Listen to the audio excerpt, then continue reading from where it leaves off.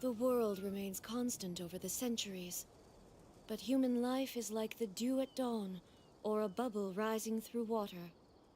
Transitory.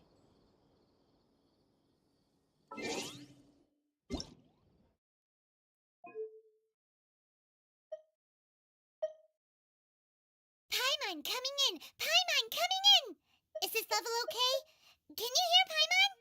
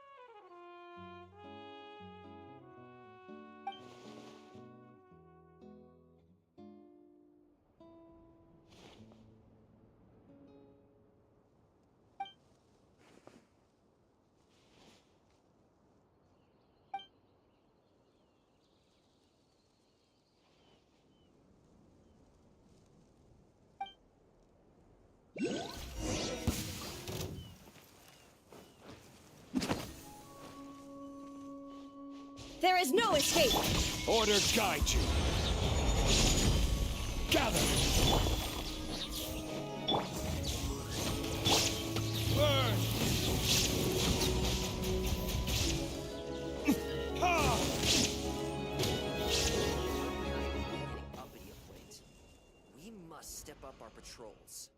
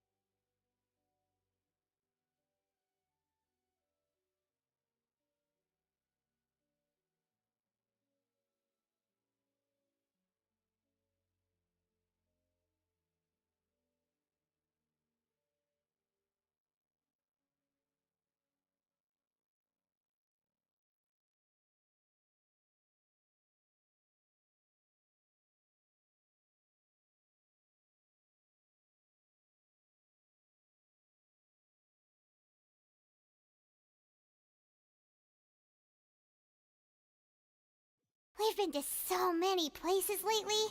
What do you say we take a day off from adventuring and just find somewhere nice to relax? Let Paimon think. Where are some nice places we could go? Oh, why don't we pay Cloud Retainer a visit at Mount Outsong? It's been a while since we last saw that illuminated bird. She's always the one popping up out of nowhere and scaring us half to death. So let's surprise her this time.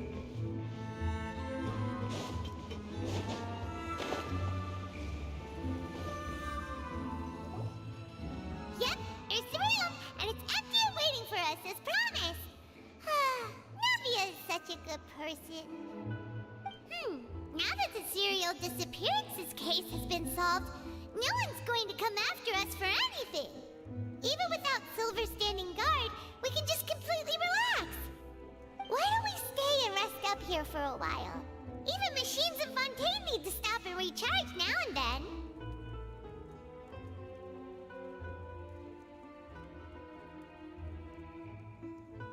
Oh, come on! This place isn't that bad. Besides, how often do we get to stay in an actual base?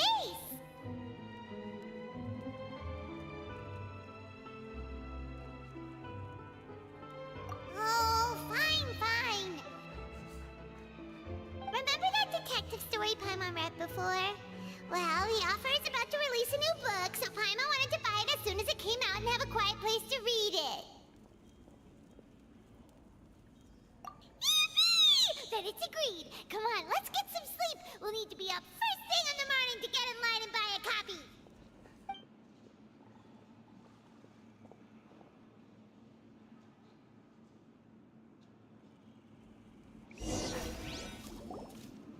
Paimon didn't expect that style at all. Even though it's a detective novel, it's also like a social documentary. Whew. It's actually pretty good. No! Paimon just spends a bit more time sleeping than you, that's all. Excuse me, but do you know if the Traveler and Paimon are lodging here? Huh? Who are you? Paimon doesn't recall seeing you before. Wait, you're not here to give us trouble, are you? A blonde traveler and a chatty little fairy. Phew, looks like I found the place. Good thing I asked the Spina di Rosula. Seems they sent me the right way. Hey, what do you mean by chatty? Paimon's always careful not to talk too much. Most of the time, anyway. It's an honor to meet you both. I was sent from the Palais Mermonia. Monsieur Nourillet wishes to see you. It seems he has something important to discuss in person. Nivelette? He wants to see us again already? Huh. We talked so much the last time we met. Has something happened since then? I am not privy to the details. It would be best if you came to the Palais Mermonia and asked Monsieur Nourillet in person. If you say so, but Paimon has a bad feeling about this. Now that I've delivered the message, I'll take my leave. Thanks! We haven't left the room for a few days, so we'll head over once we've freshened up a bit.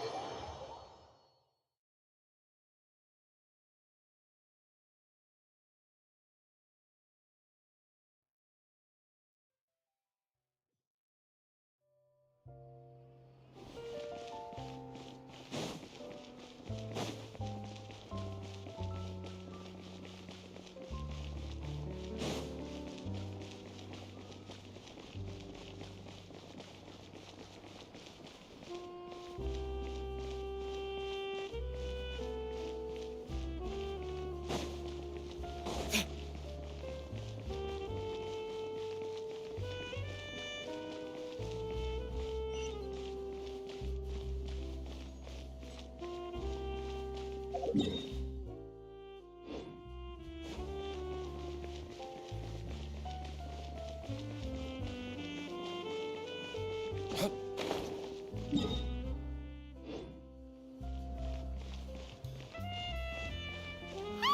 isn't that Charlotte?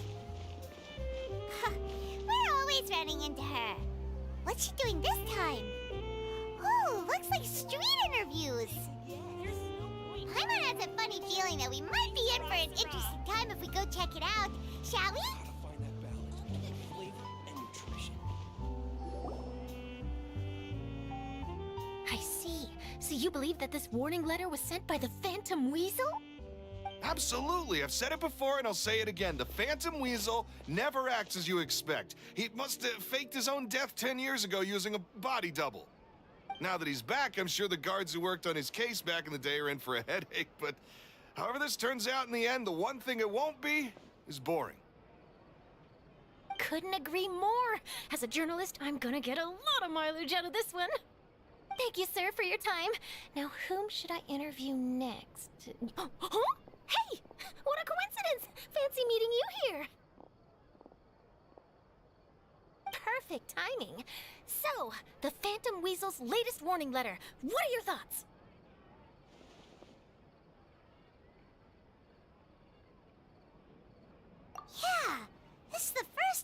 hearing of this one. Could you clue us in? Huh? Oh, sorry. Yes, this case is from a decade ago. I guess you wouldn't know about it. Well, not to worry. You're in good hands because I'm a professional. The story goes like this.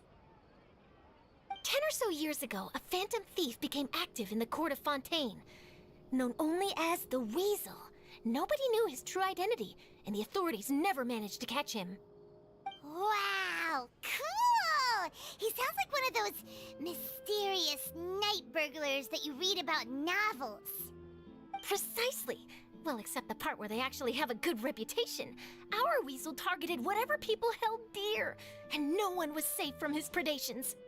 He would just as soon steal a necklace from a rich merchant's safe as he would a toy doll given to a commoner child for their birthday. I know. The phantom thieves you read about in novels rob the rich to pay the poor, but this guy did not discriminate. Unsurprisingly, this didn't work wonders for his public reputation. Every man and his dog wanted to see him behind bars. Yeesh. So, did they catch him? Not exactly. There's a good chance that the Weasel would still be at large to this day if it hadn't been for an accident 10 years ago. A magician named Caesar fell to his death in a botched high-altitude escape performance. When the police went through his personal effects, they found a hoard of stolen loot and gadgets used for criminal activities. And that was how the Phantom Weasel's identity was revealed to all. Sure enough, thefts in Fontaine went down after Caesar's death. But today, 10 years on, the notorious thief has once again issued one of his warning letters and pasted it on the gate of the Opera Epiclese for all to see. I had to squeeze through the crowd this morning to get a photo as soon as I heard. Here, it's this one.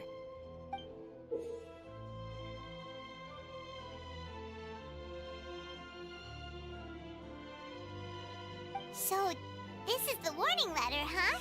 Let's see what he wrote. 3 days from now, when evening falls, I shall take from you that which you hold most dear at the Opera House, just as you did to me 10 years ago. This is, without a doubt, a clear declaration of criminal intent. After years of laying low, the Phantom Weasel is back with a vengeance. What once seemed like an open and shut case has been blown wide open again. But why has he re-emerged now, and what does he want? I sense an epic scoop, and I'm going for it. Uh-oh. If this thief will steal anything that other people value, does that mean even we might be targeted?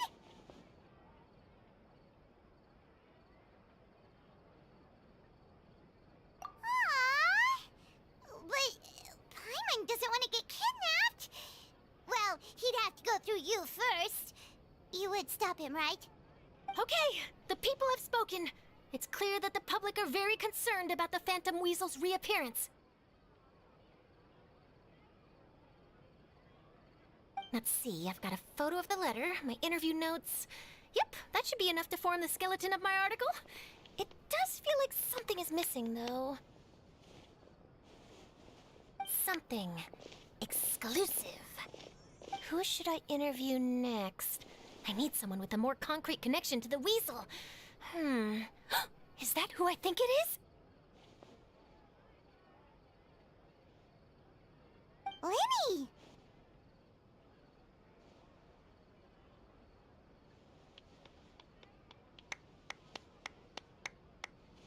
Magic, magician, Caesar! The Phantom Weasel! That's it! Let's go interview Lenny!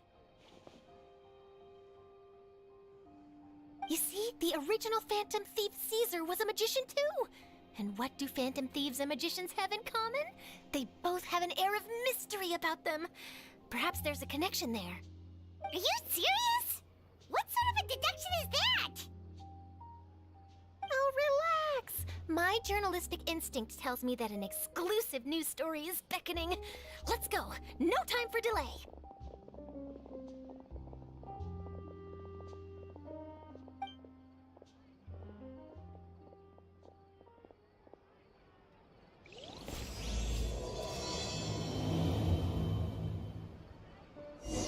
No way! I'm not guessing.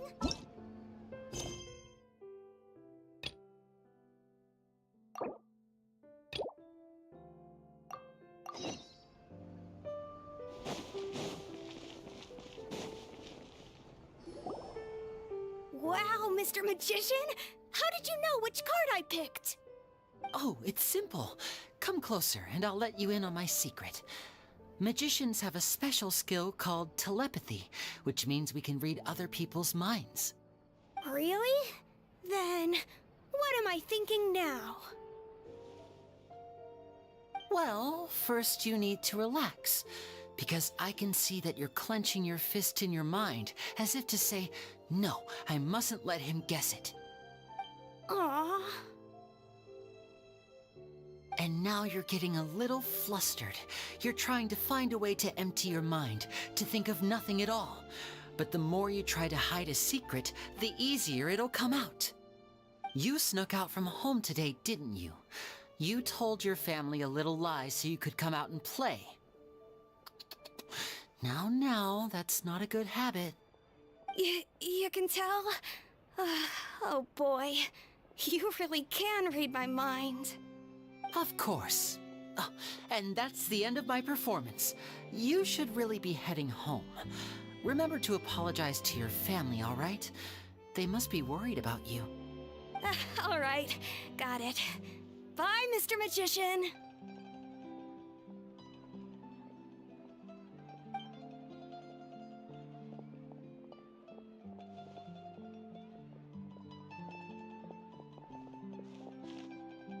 Hey, Lenny?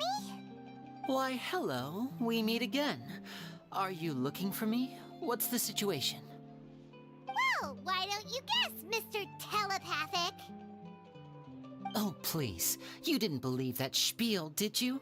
The power of telepathy is quite beyond me. I'm sure that child would beg to differ. Seemed like you were right on the money. That was nothing more than a little trickery.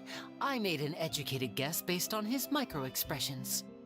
That, plus the fact that he was the only kid here without his parents, and he looked as guilty as sin. He made it easy for me. You guys, on the other hand... let me guess. Don't tell me you're here for the Phantom Weasel, are you? Wow, got it in one! Is this more of your trickery at work? Wait, really? No trickery this time. It was pure luck. His warning letter's been the talk of the town, so I figured that maybe you were asking around about that. Bingo! I plan on writing a column reporting on the latest news about the Phantom Weasel. So, Lenny, what are your thoughts on this infamous thief's reappearance? To be honest, it makes me angry. Angry? Why? You read his letter, right? The Phantom Weasel claims he's planning something in 3 nights' time at the Opera House. That's the night I'll be performing there. Huh. What are the chances? Wait a minute, you don't think he's after you, do you? Well, if he is, then his warning is clearly a direct challenge to me personally. And if he's not, then it's still going to be a huge headache for me. The mere mention of the Weasel's name is enough to scare people off.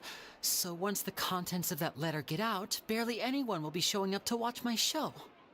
But I've been preparing for this for a long time. I'm not about to let him ruin my big day. This leaves me with only one choice. I have to expose the Phantom Weasel's identity before the show begins. Really? So what you're saying is, we might get to see a live duel between a famous magician and an infamous thief?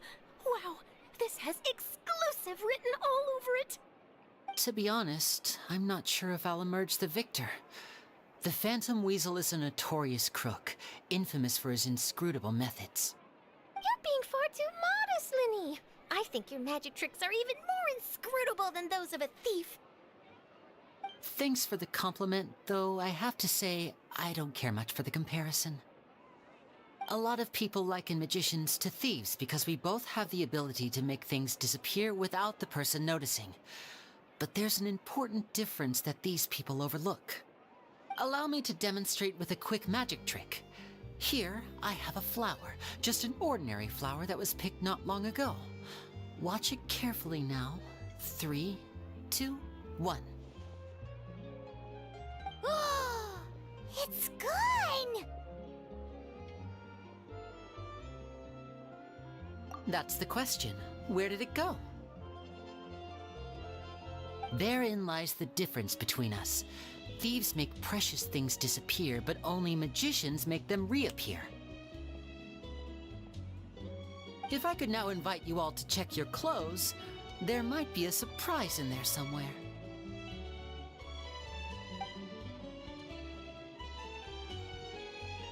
A surprise? Let me see!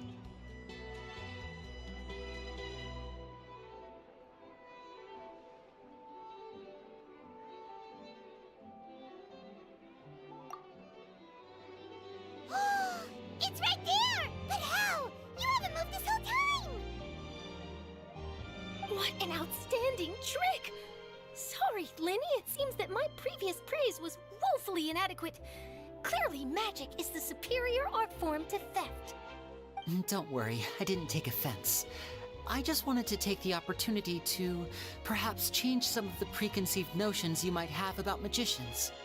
Since Caesar's death, a lot of people associate magicians with criminality. It can be quite frustrating.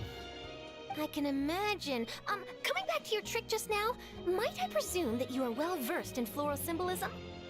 For example, magicians often use rainbow roses in their flower-related performances to represent passion and romantic encounters. But you used a Lumidu spell, which, if I'm not mistaken, allude to separations. I'm curious to know if there was any deeper meaning behind this choice? Impressive knowledge. It's no wonder you're such a successful journalist. But I'm afraid I don't know the first thing about floral symbolism. I'm just in the habit of using Lumidu spells in my magic. It sounds like something I should look into, though. I'll buy myself a copy of Fontaine's Floral Language Facts when I have some time. But it'll have to wait until this phantom weasel business is behind us. Well noted. In that case, this brings us to the end of our interview. I, for one, am looking forward to the final showdown between you and the thief. Please feel free to get in touch to update me on any further developments. Otherwise, I will of course see you at your show in 3 days' time, but let's hope the Phantom Weasel is caught by then. If there's nothing else, I'll be off. You've given me lots to work with here, and I've got no time to lose if I want to write that exclusive piece. I'll see you all later!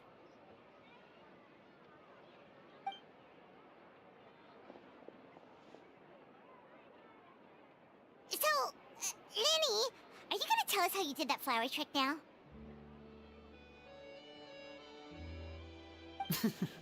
I'm afraid that's my little secret. Aww. Well, magicians are entitled to their secrets.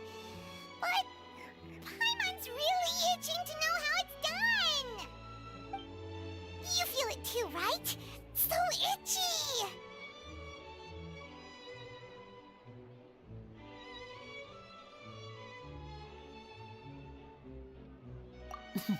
Not so itchy then, huh? Well, since you're so concerned, how would you like to serve as my temporary magician's assistants and help me investigate? Magician's assistants? Oh, that sounds fun! Assistants are technically magicians too! Also, it'll bring us one step closer to figuring out how that darn trick is done! Shall we go for it? Excellent. Thank you for putting your trust in moi. The first thing we need to look into is who Caesar really was. If he truly was the Phantom Weasel, that means that the Weasel is dead, and whoever wrote this warning letter is just a copycat criminal. But if he wasn't the Weasel? Well, that'll make things more interesting. It would mean that the Weasel lives, and he's been laying low all this time in some corner of Fontaine. And if we're investigating Caesar, his fiancée Gemma is a good place to start. Word is that she visits the cemetery often, so I asked Lynette to wait for her there. We should make a move. Let's go and rendezvous with Lynette.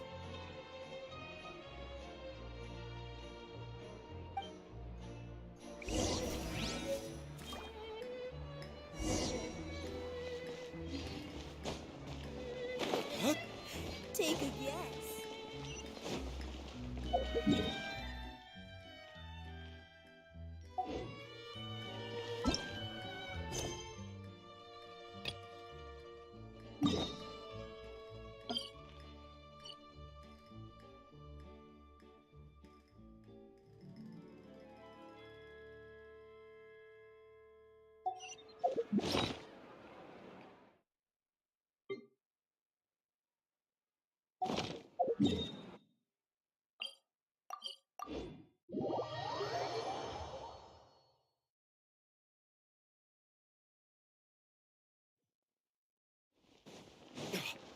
Dad asked...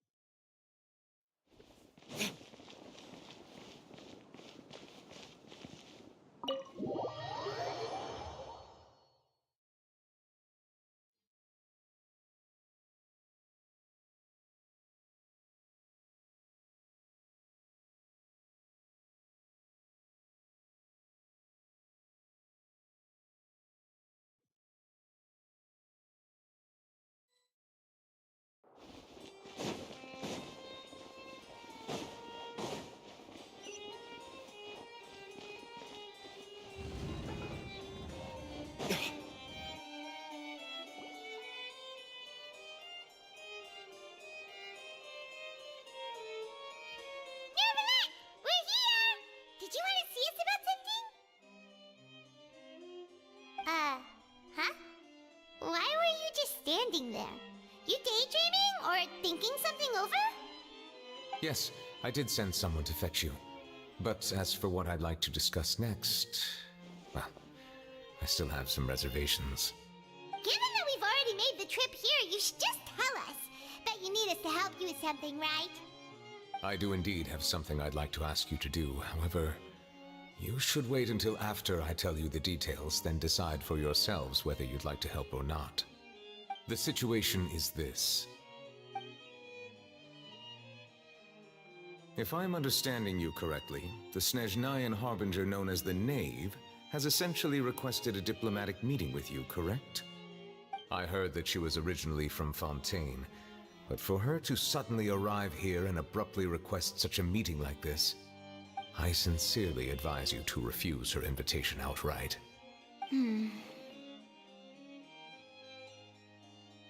I'm sure you're aware that her purpose is most likely related to Child's recent predicament. We convicted one of the Snezhnayan Harbingers in a court of law, but we have yet to provide any form of detailed report on the matter.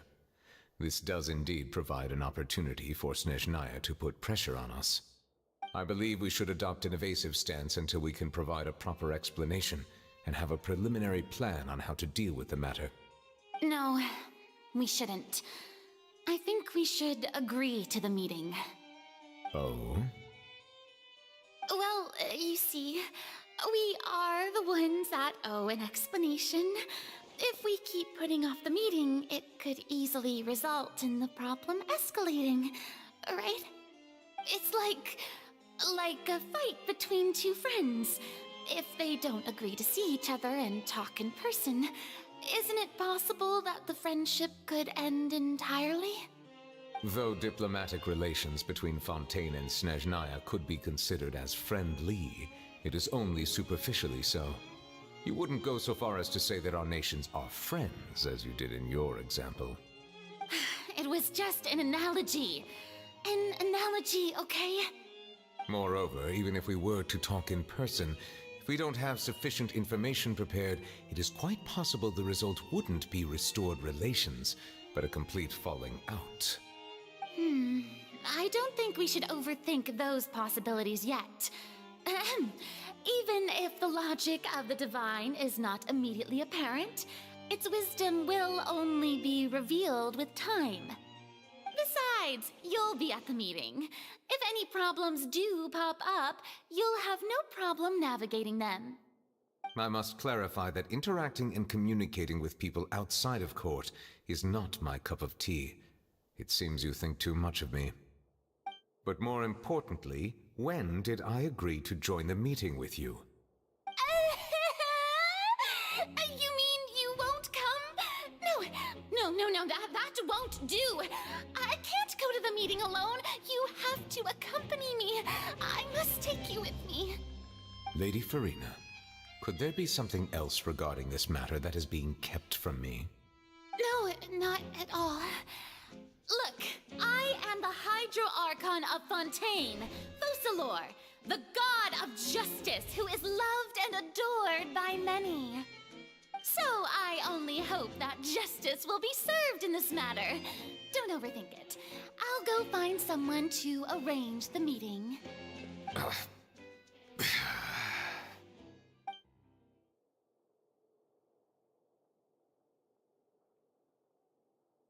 Though it could officially be considered a diplomatic conference, I prefer to see our meeting today as an ordinary tea party. I assume you see it the same way, Miss Farina?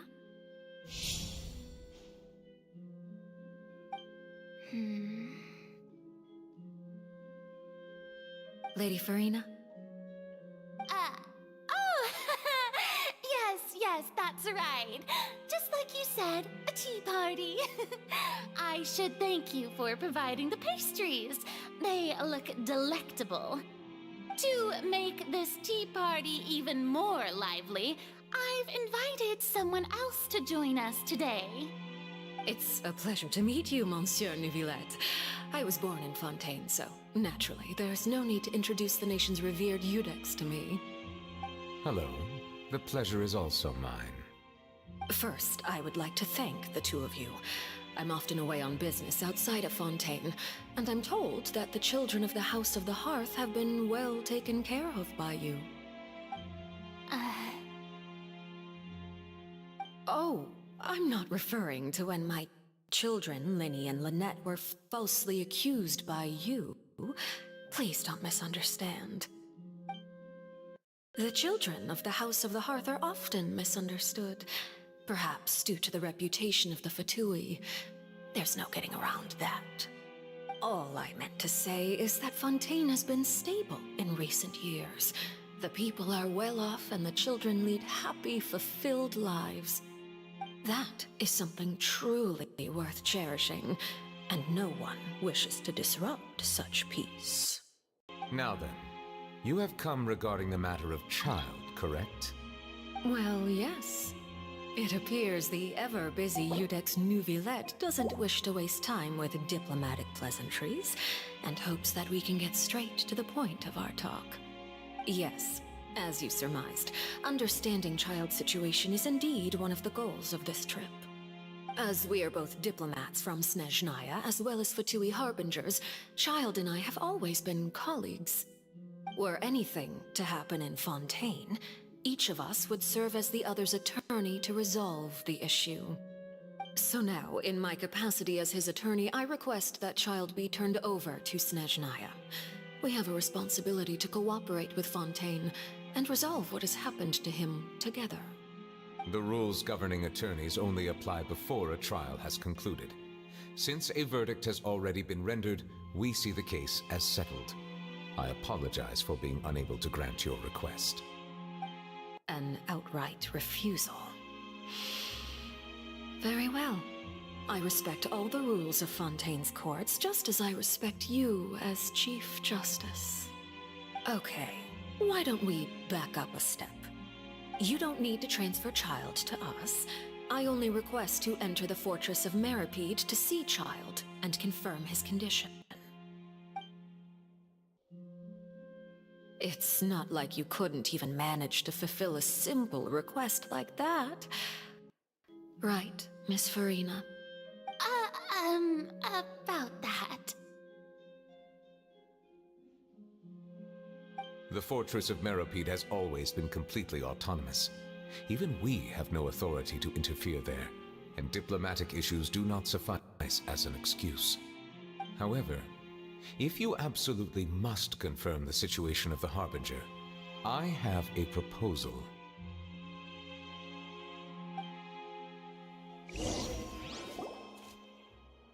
The knave showed up already? Well, Linny did say that Father will be returning soon.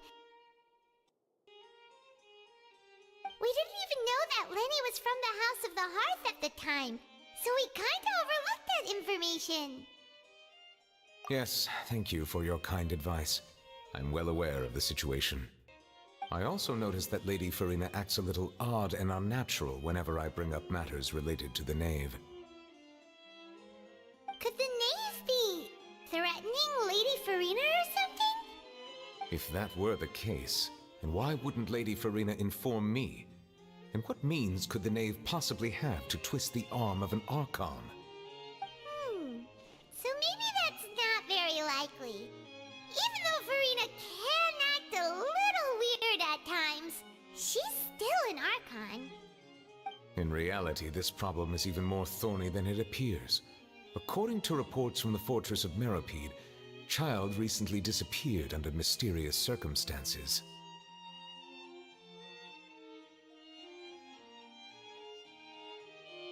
The details are still unclear. We cannot rule out an escape, but there have also been no reports of him outside of the fortress of Meropide. Special guards oversee the fortress, and its internal systems are extensive. Combined with the special characteristics of the surrounding terrain, an escape should not be possible. I suspect that there's something else behind Child's disappearance. I was only willing to share this information with you because you are friends of Child, and it is my duty to see justice done. So this is what you wanted to see us about before. Yes. I would like you to go to the fortress of Meropide and investigate Child's disappearance. This was my proposal during our meeting with the knave. Rather than allowing her to intervene, I offered to send someone to find out about Child's situation and report back to her in detail. The knave did not seem satisfied by my proposal, but she still agreed to go along with it for the time being. Her words were, "We will talk more once we have that report." So that means we bought ourselves some time.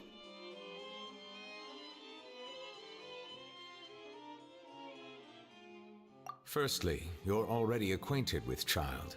Your eyes may discern relevant details there that others would miss.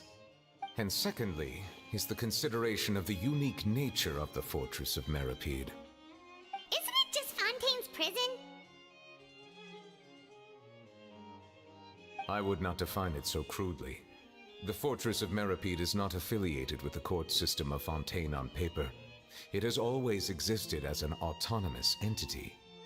Early in Fontaine's history, criminals were punished with exile, not imprisonment. Even today, sentences against convicted criminals still include exile, just as before. The fortress of Meropide may seem like a prison, but it should in fact be regarded as a gathering place for exiles. All we do is dispatch guards to keep watch and help maintain security, but we have no right to get involved with any other matters. Although I do have a personal relationship with the administrator there, neither myself nor the courts have the right to be directly involved with the investigation, no matter how serious the grounds. Oh, Paimon gets it now. That's why you need us to conduct our own investigation as a third party, right? Correct. I will arrange false charges against you so that you may secretly investigate inside the fortress during your detention. This will save us a lot of unnecessary trouble. So, are you two willing to accept my proposal?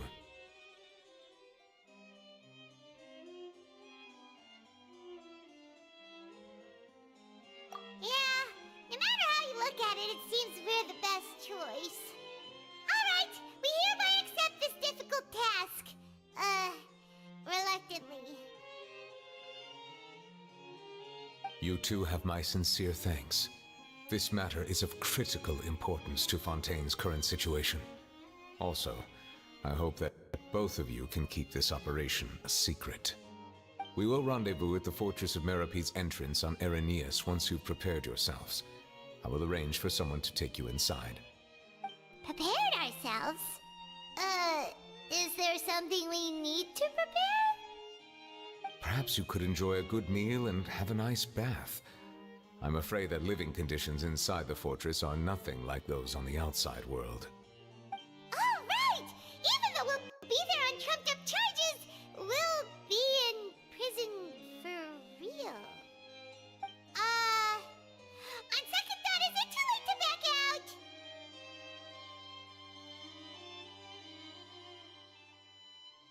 Please do not worry. Since you are sacrificing both your time and quality of life for the sake of delivering this report, you will be compensated according to the highest standards permitted to legal staff regardless of the outcome. Now that's more like it! Come on, traveler, let's go eat the best meal we can find! We'll eat so much that we won't need to eat another meal for a whole month! Your treat! Are you leaving now? In that case, please take this cake as a token of my personal gratitude.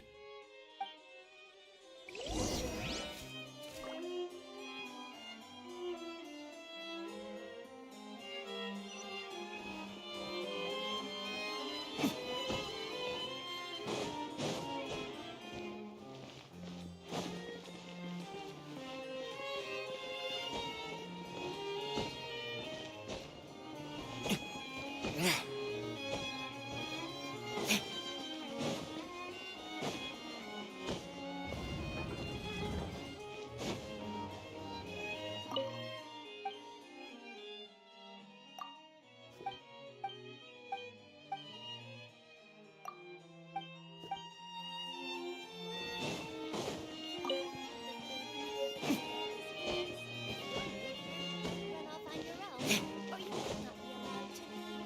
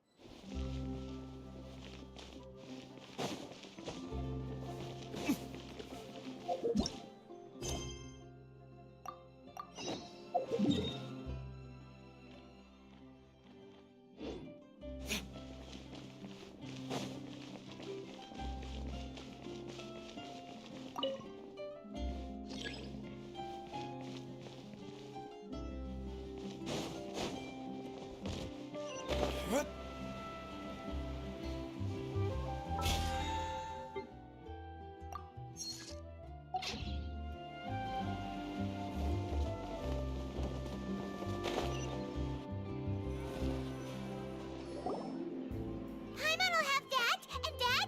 Oh, and one of those too? No Fonta, thank you.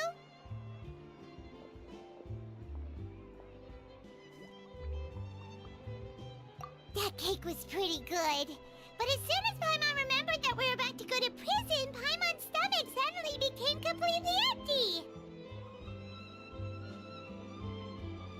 Now that Paimon thinks about it, we've always been super careful ever since we arrived in Fontaine.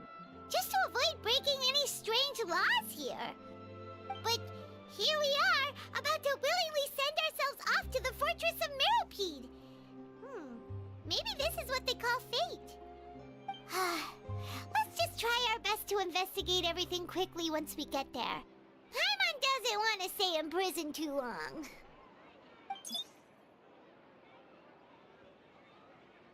Oh, what is that I hear? Is it the taste of a breaking story? Hey! You can't hear a taste! And what are you doing here, Charlotte? Oh, don't remind me. I invited an eyewitness to a case to eat here, and I was planning to get some great material out of him. But he didn't even show up. Calm down, calm down. This is nothing new. As a journalist, you should be used to this by now. As long as you can score some juicy tidbits from the Traveler, you might still be able to recover the cost of the meal. You know we can still hear you, Charlotte. Never mind. It's nothing. I just heard you mention the Fortress of Meropide. You didn't commit a crime, did you? Please tell me all about it. No way! We would never! We're just going there to...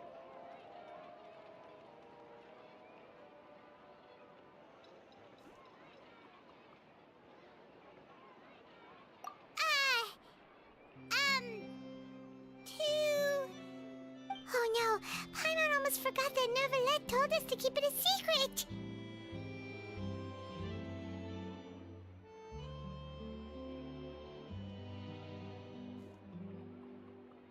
Huh? You're being arrested for that? Oh, Wow. But now that I think about it, I suppose that's not completely unreasonable. That's pretty despicable, almost as offensive as committing theft. You mean Paimon really did something that serious?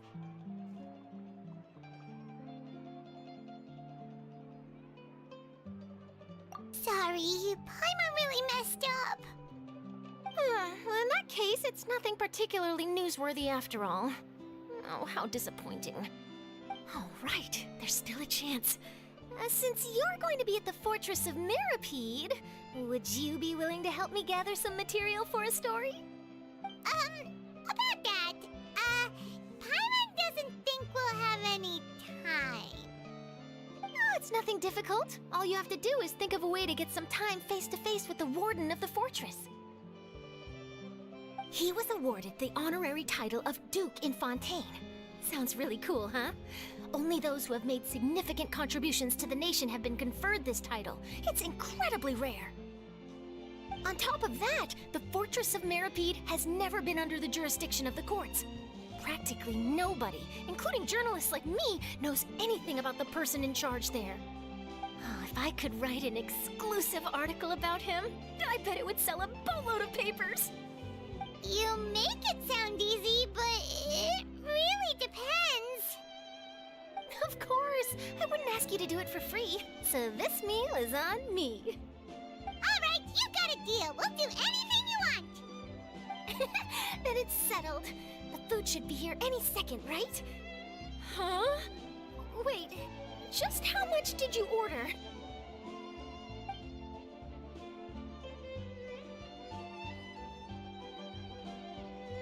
Oh, Paimon's so full.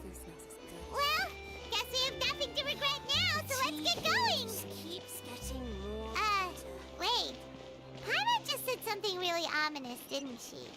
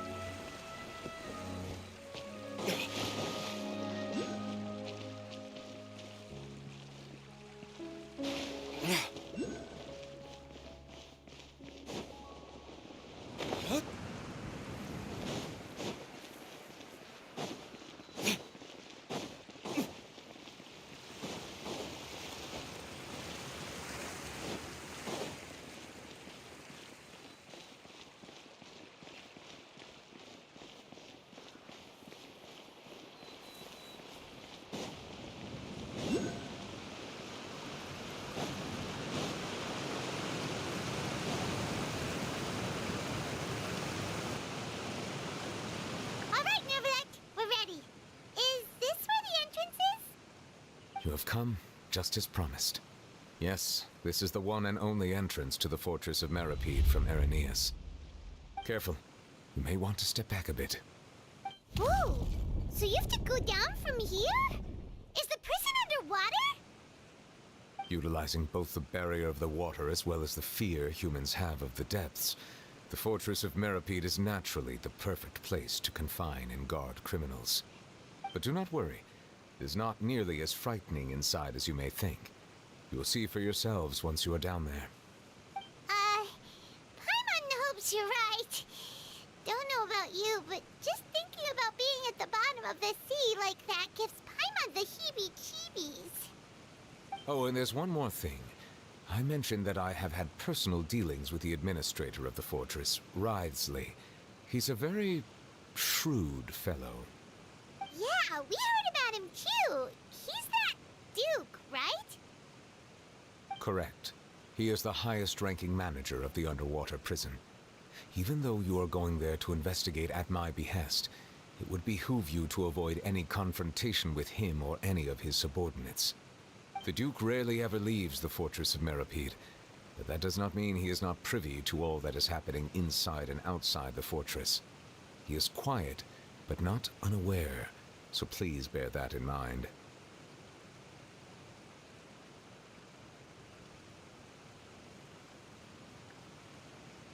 All right.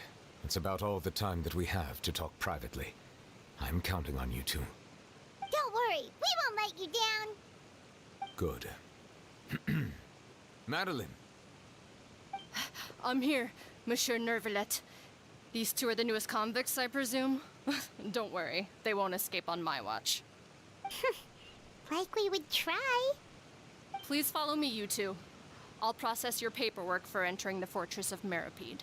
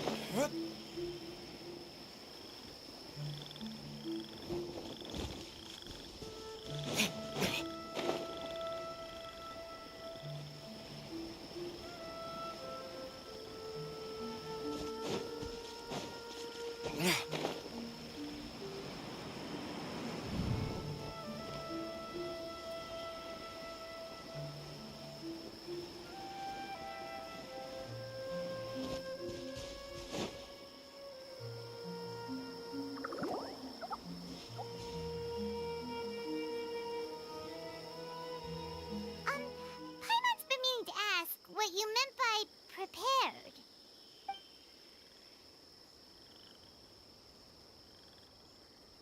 Dreams. But I'll never be able to stand again.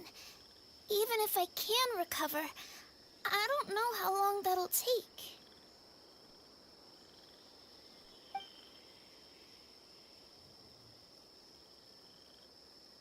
My heart?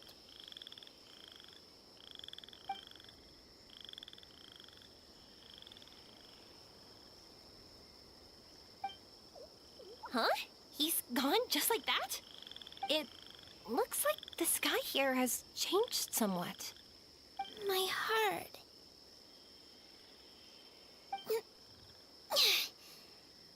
Huh?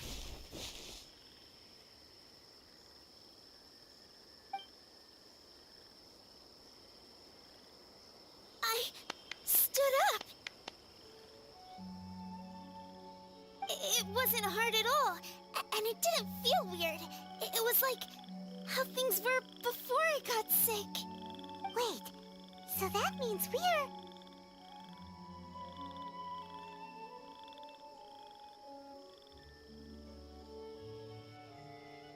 Not our first time in one. No wonder Araporva said not to worry. Aveen can move freely in this dream. Wow, that's amazing. Is this the power of my heart? How amazing! Now we can all look for Arashani together. Come on, let's race. Let me see how good you really are. I might not have recovered yet. Whatever, let's go. I won't lose, not even to an adult. And off she goes. Well, this was easy. Paimon thought she'd need more time.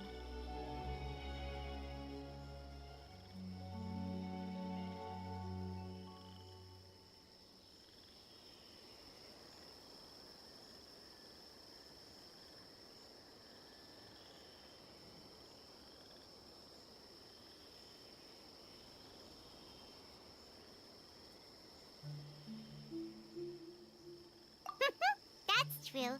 Let's catch up with them.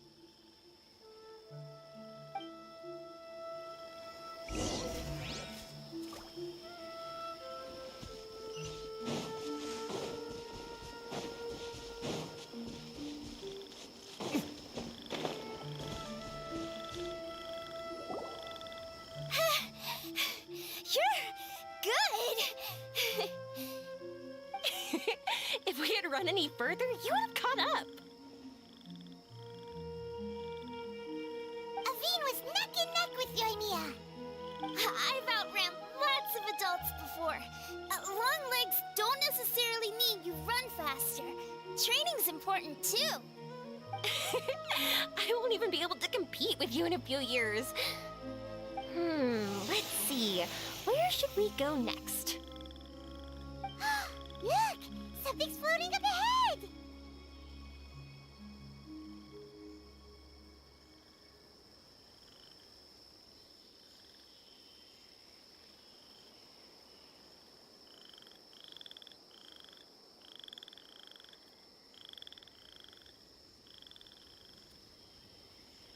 Does it want us to follow it? Maybe. Let's follow it.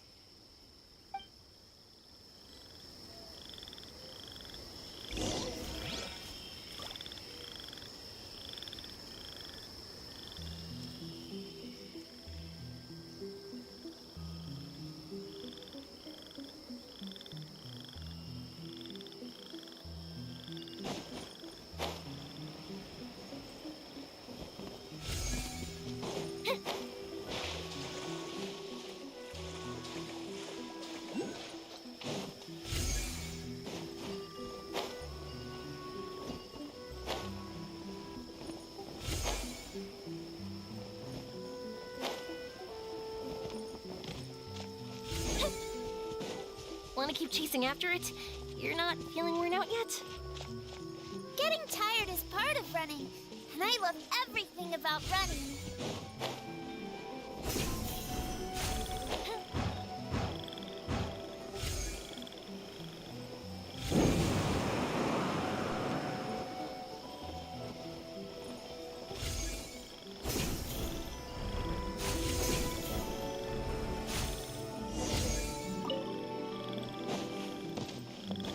Up and away!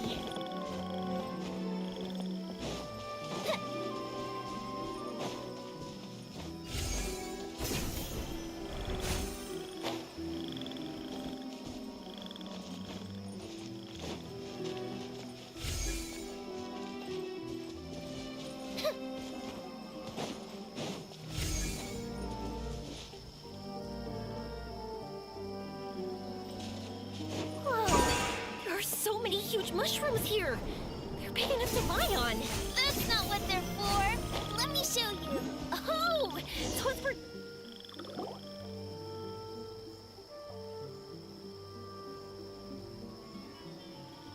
So, this is our destination?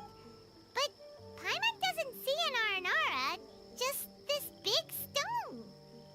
I'm so happy. I almost forgot how it feels to be this happy. You know, at first, it felt like my world had shrunk down to a tiny space. But as long as I continue moving forward, new sights will always appear in front of me. And my world will keep expanding before my eyes. Even though I don't know how I did it, I know I have you all to thank. Oh, that's not important. What's important is that you've remembered the joy of going through the world. Our memories don't just symbolize our past, they can also shine a light in our future. Once you find the hope in your heart again, that happiness will come back to you. Yes. Thank you, Yoimiya. Thank you all. Let's keep looking for Arashani. It doesn't look like he's here. Yeah. Then why would the star lead us here?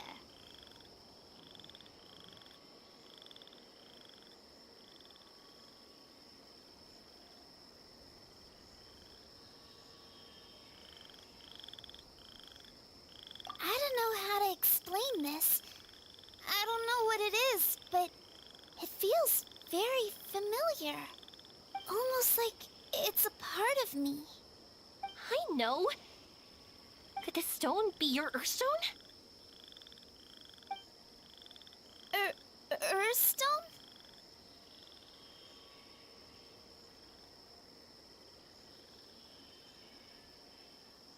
It's a very rare ore that symbolizes a person's aspirations and dreams. Since you can see it, that means you've found what you've lost. Is that how it works? tales. I thought I'd stopped believing in those. But I'm glad that I found that belief again. They passed right through! Let's go after them. Hey, Yoimiya! Hey! Well, we have no choice.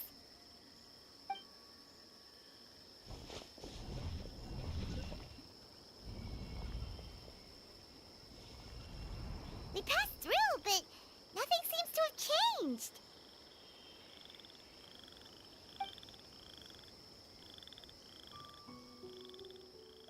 Arashani?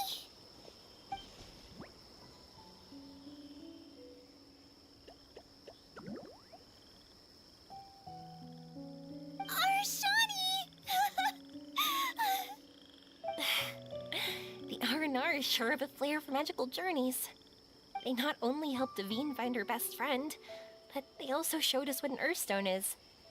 Oh, we have to look for one of our own later, to make the purest lens. Yep. It's kind of funny, but Paimon thinks we can actually do it.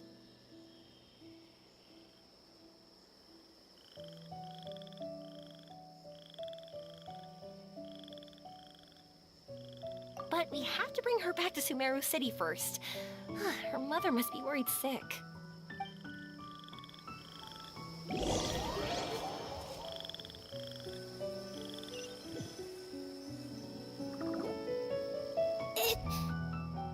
The dream ended. We dreamed a most lovely dream. Don't look so lonely. He's right next to you. Arashani, you're still here.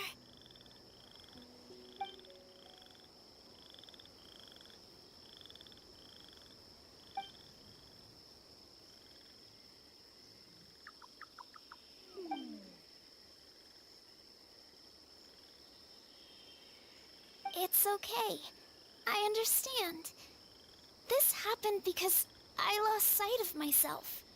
But I think I understand now. Yoimiya's right. Everyone gets bad luck, but we have to support each other through unlucky times. Thanks for helping me rediscover my memories and dreams. I won't let your work go to waste. You've also helped us a lot, so don't be so humble. To be honest, we didn't know where to start with Earthstone. But now that we're on this track, I think we'll find it easy. Yoimiya, you need this Earthstone because you want to see a meteor shower? Yep. Oh, once we find it, you should come with us. If that's how things are, I'm happy to lend you my Earthstone.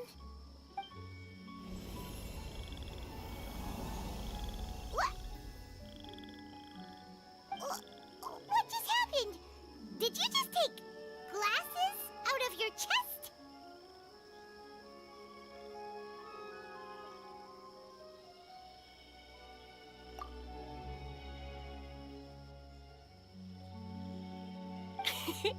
How'd you know we'd need this? I didn't. I just thought that since you helped me find my precious friend, I should help you using something precious to me. And then the light turned into this.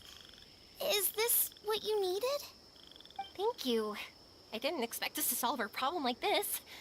All right, time to give it a go. Not that I know how to use it, but let's see what my intuition says. Where are you? Where are you? Oh, I think I see it! Oh, it was, pretty obvious. Come on, I'll lead the way. Once we're done watching the meteor shower, I'll accompany you home. Also, thank you for helping us. Actually, let me scrap the pleasantries and give you a heartfelt compliment instead. You all are great storytellers.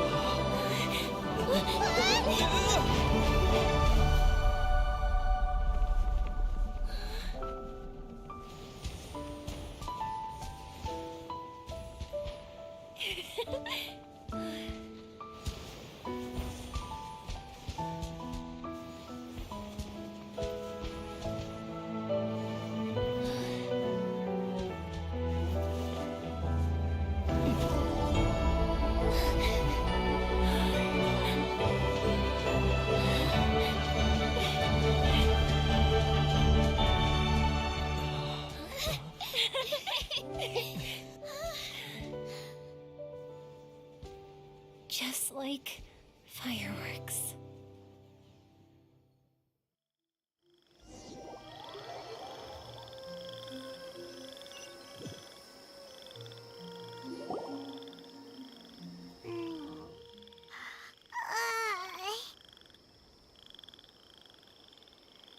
We're waking up already?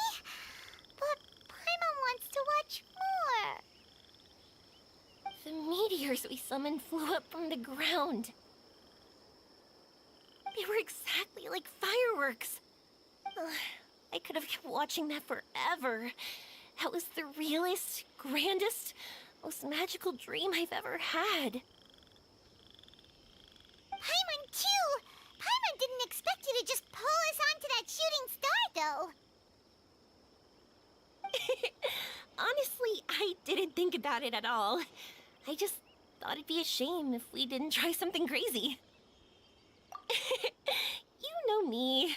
It really doesn't matter to me if our experience was real or a dream. I really should thank you two, though. You set all this up as a backup plan because you knew that meteor showers are hard to catch, right? Don't worry, I loved it so much. I think this ranks as the absolute best gift I've ever been given. Oh, whew. That's good. Paimon was afraid you might be angry after hearing the truth. Why would I be? I dreamed about helpful, friendly, cute Aranara. I dreamed that we ran and jumped atop large mushrooms and we discovered Earthstone in a very unexpected way. And when I thought we had woken up, the next part was even more amazing. From her heart, a fiend brought forth Earthstone glasses. We found meteors that flew up from the Earth. And we even became one with the shooting stars themselves.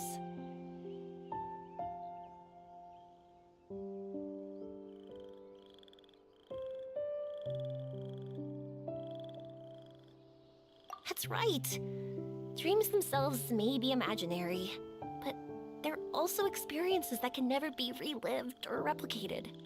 If we were sticklers about truth in fiction, we would have missed out on so much beauty and emotion. You sure know your way with words. Paimon's gonna bump you up a few places on the Paimon's best friend list.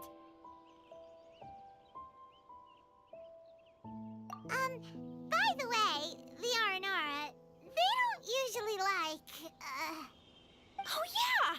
They're so cute! We really have to thank those lovely carvings. the wood carvings? Yeah!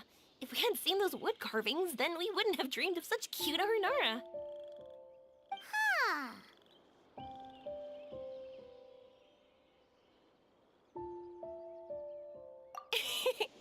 Don't worry, I know.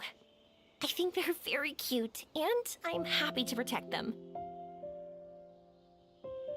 Well, it's almost time. Let's send her home.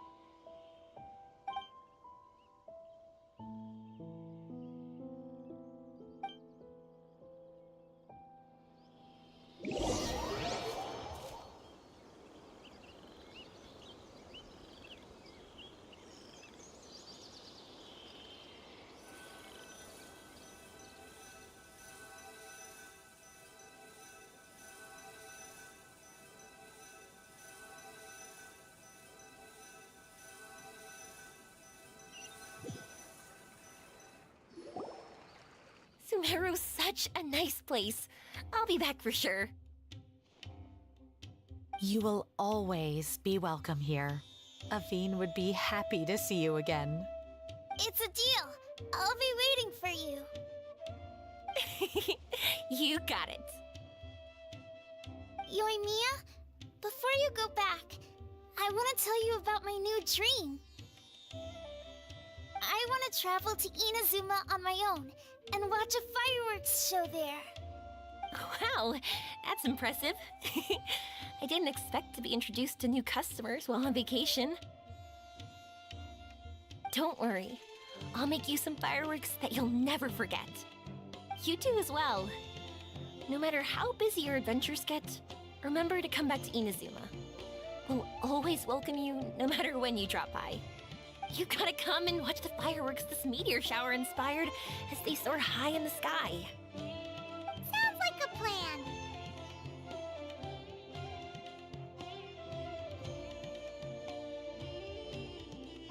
Oh, why'd you just shout that out? It's embarrassing. Oh yeah, by the way, have a look at this.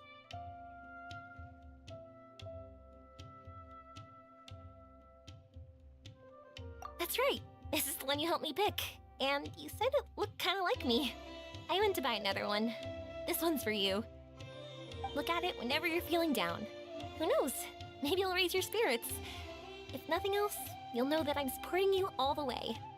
Of course, meeting in person is still better. Okay, I'll be heading back now.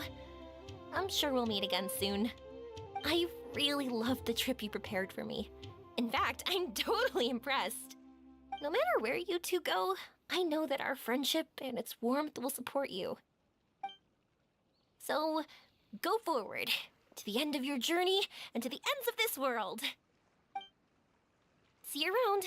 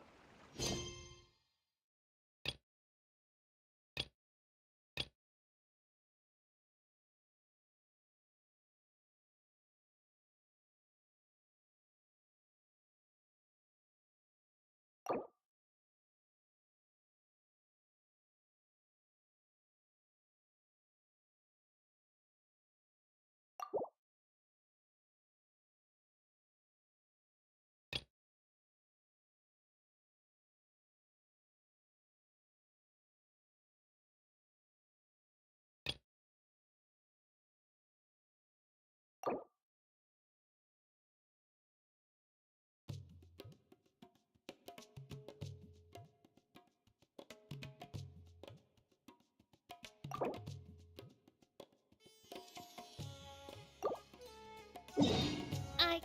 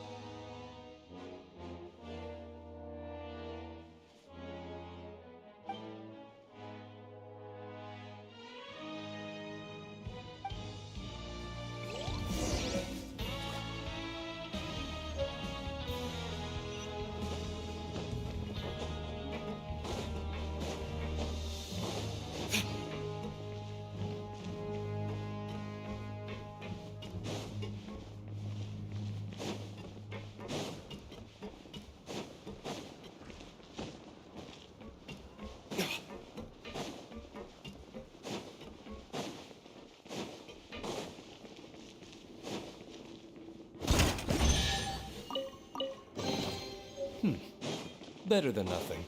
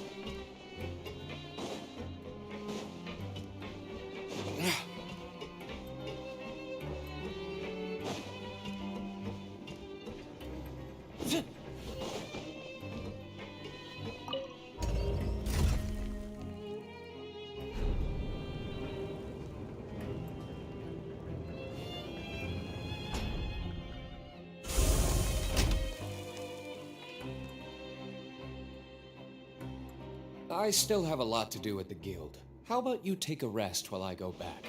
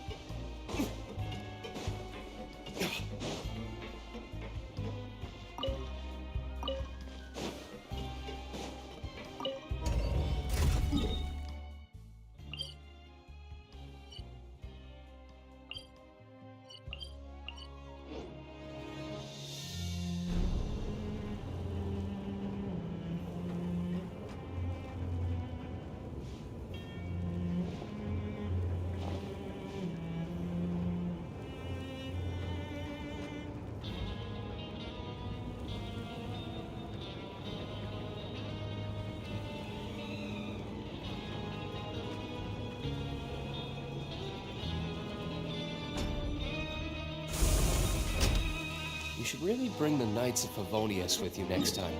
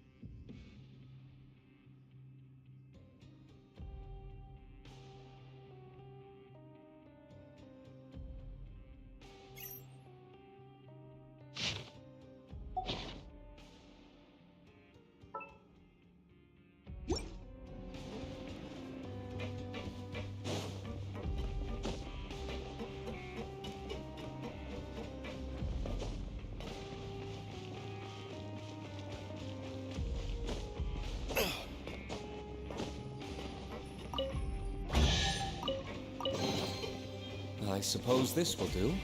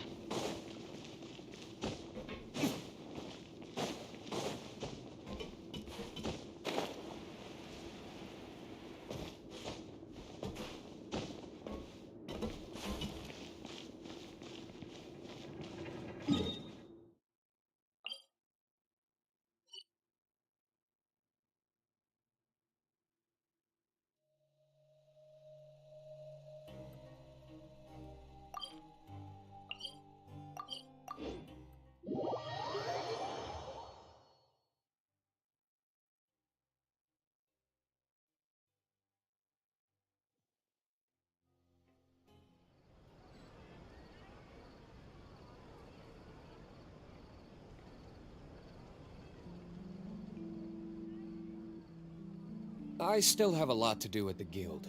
How about you take a rest while I go back? Ad Astra Abyssosk. Welcome to the Adventurers Guild.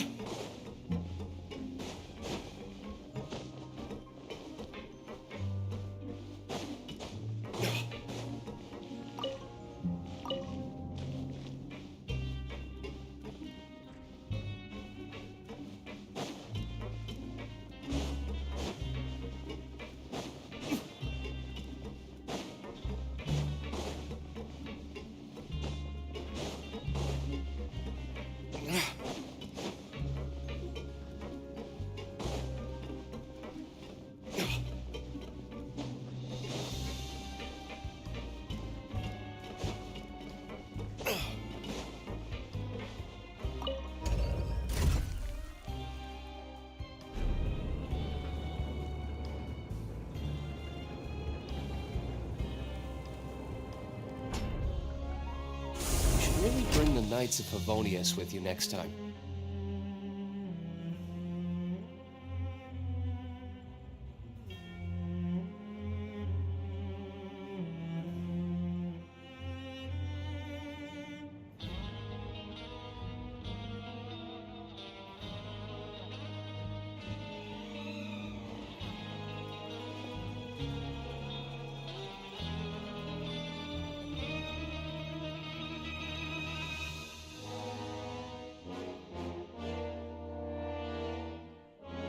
Guess we can rest a bit.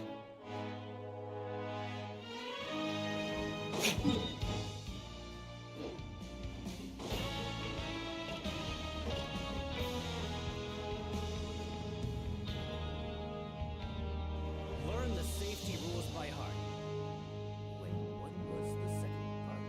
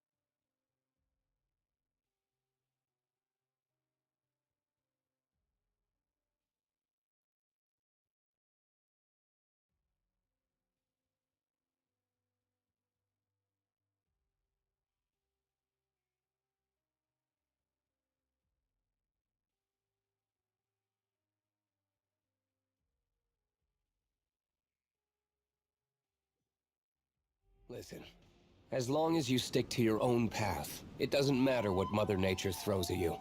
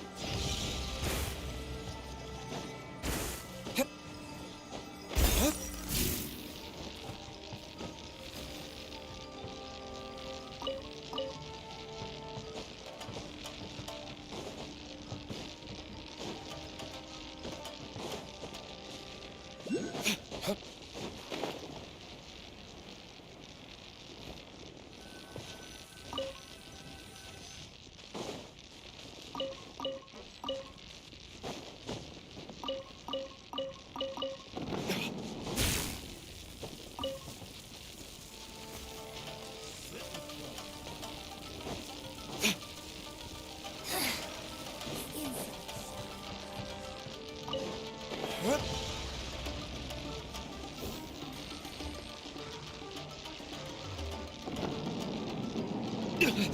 will pay for that. Illusion shattered!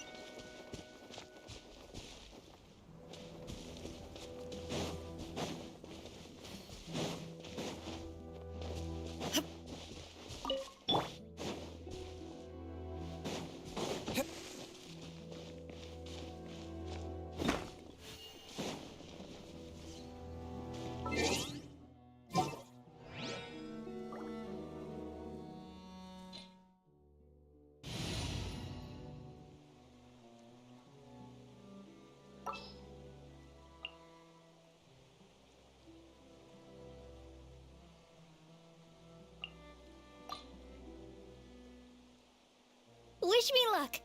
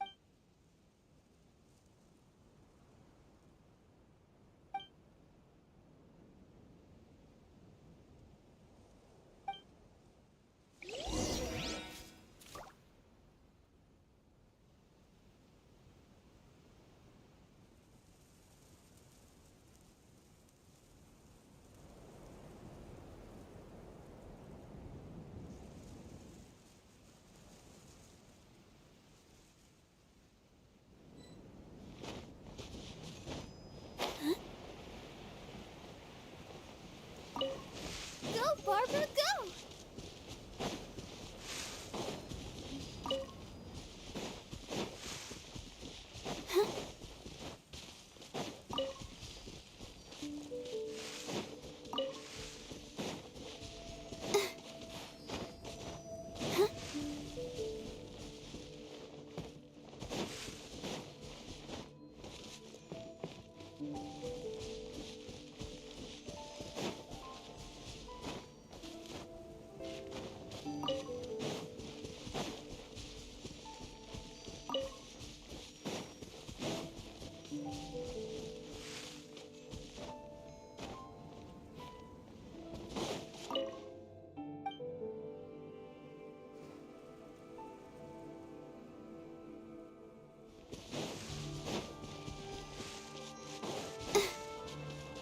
Go, Barbara, go!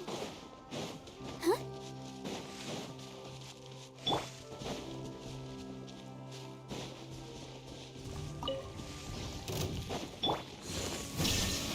Inazuma shines eternal!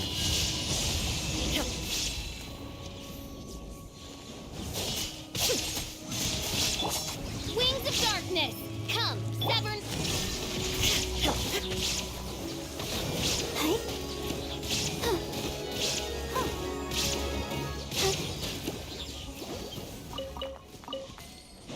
Go, Barbara, go!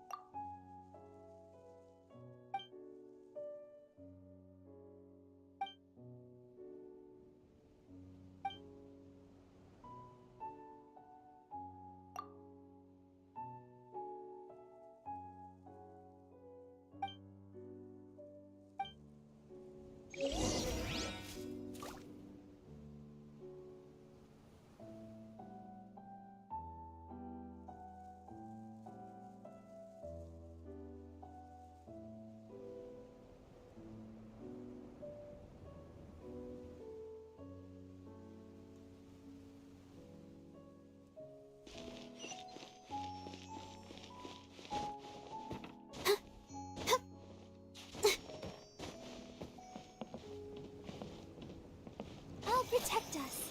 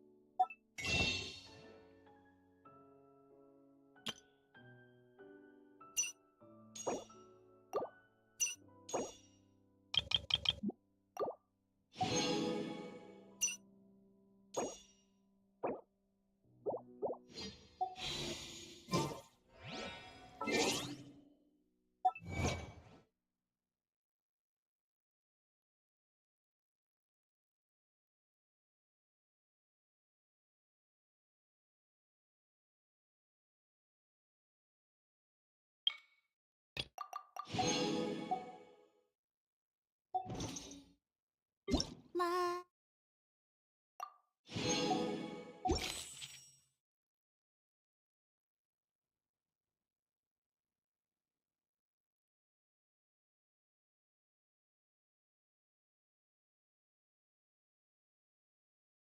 Da-da-da.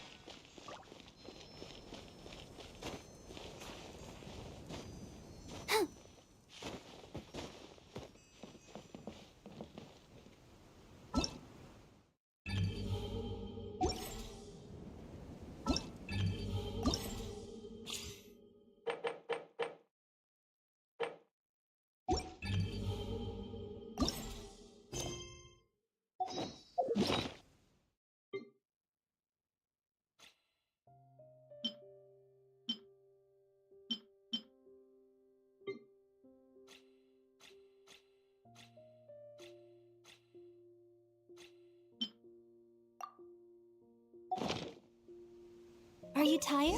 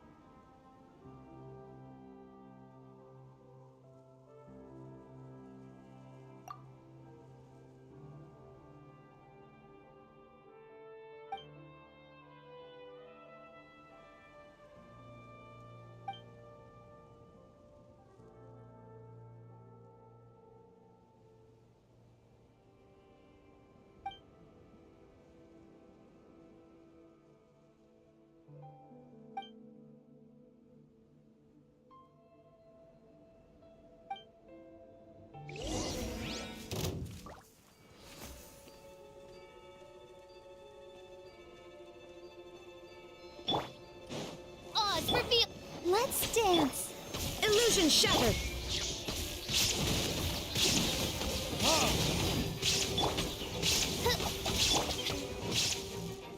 Verdict is...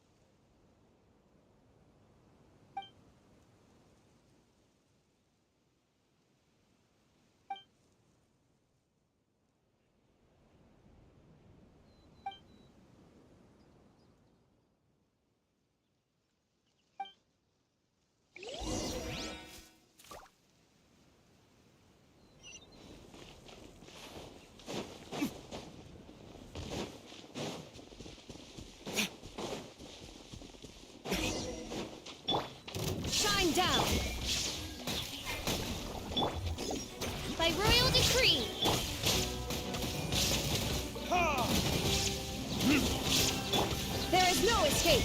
Now you shall perish!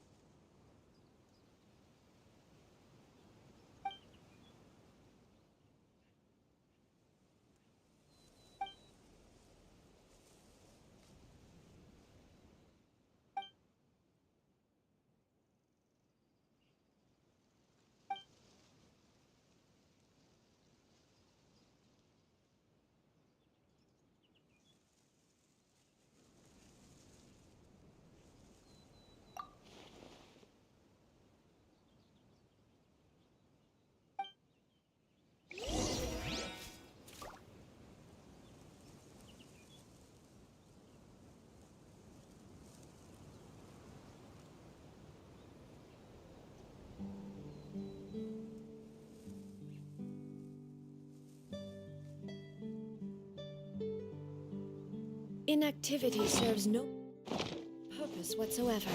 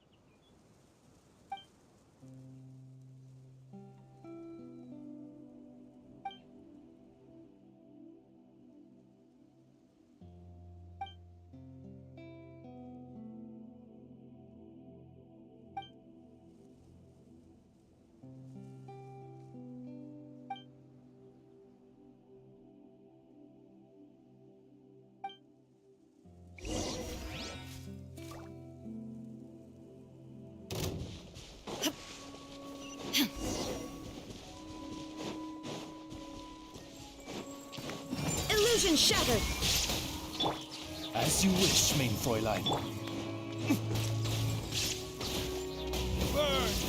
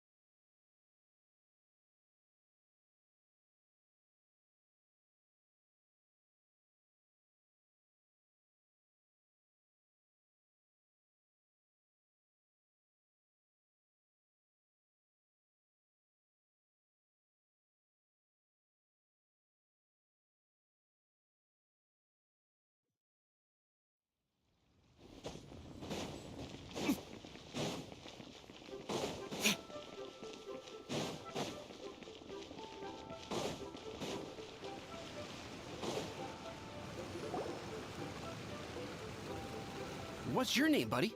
Are you here to buy some medicine? Where are your mom and dad?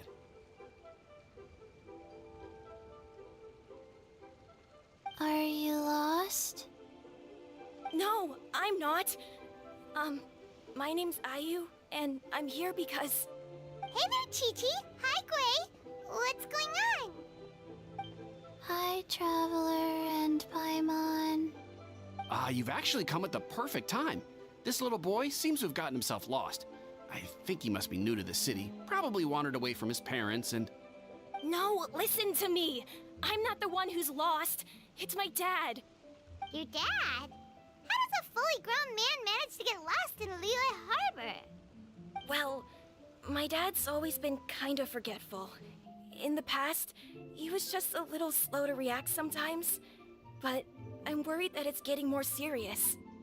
So, what about your mom? She went out a few days ago to gather some herbs for my dad, but she still hasn't come back. Meanwhile, my dad's been getting worse and worse. I remembered that the owner of Boo Boo Pharmacy always runs a clinic in Chingsa Village during the Lantern Ride, so I thought, why don't I take Dad to Liyue Harbor to see him there?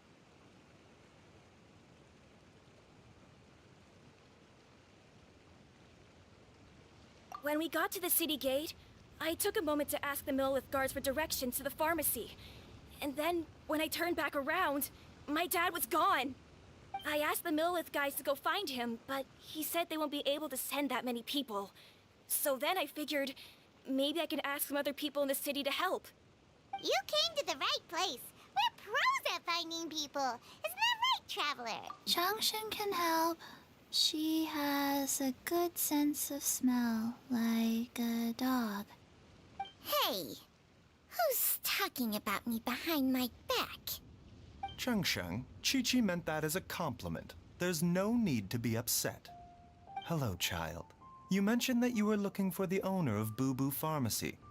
How might we be of service? You have a talking snake? Oh, are you Uncle Baiju?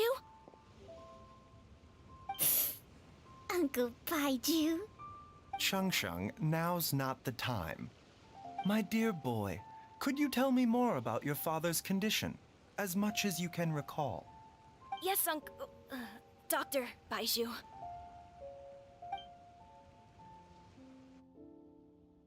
I see. And your family lives near Chingsa Village, you say? I visit patients there frequently, but I don't recall ever seeing you or your parents. Uh-huh. My mom doesn't like meeting other people, especially during Lantern Ride. She always tells me to just stay at home and keep my dad company. Is that so? Ayu, by any chance, is your mother's name Jiangli? Whoa, yeah, it is! Do you know my mom, Dr. Baiju? I certainly do. Gui, Chi-Chi, are there any pressing matters in the pharmacy at the moment? Ayu's parents are old acquaintances of mine, so I would very much like to assist with the search. Would the two of you have time to join me? Don't forget us two! We already told Ayu that we'd help! Oh, really? Well, that's wonderful. We are most grateful for your support.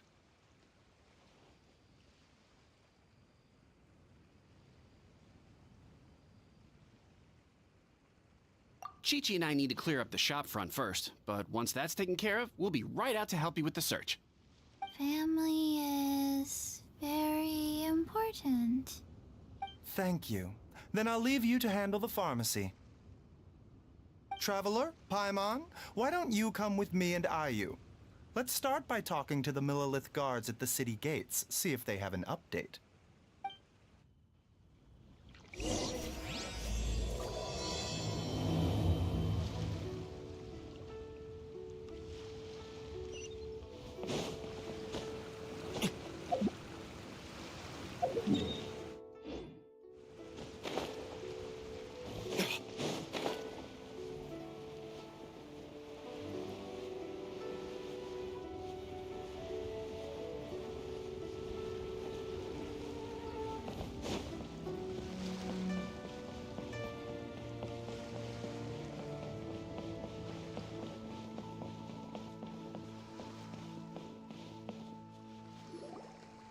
They searched to the north, but couldn't find anyone who matched the description. Well, that complicates things. The city folks say there's no sign of him either. We need to start looking further afield. But where are we gonna get the people? Excuse me, sirs. Have you found out anything about my dad yet? Ah, hey there, buddy. Dr. Baiju. What brings you out this way?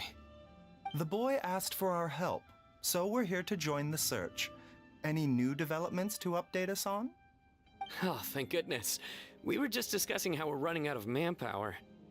As for updates, I'm sorry to say that we've searched the surrounding area thoroughly, but didn't find anything. The guards at the crossing up ahead said they hadn't seen anyone either, so we don't believe he was heading towards the Guili Plains. But it is possible that he was bound for Luhua Pool. Luhua Pool? The terrain there can be tricky to navigate. Let's hope he hasn't run into any trouble.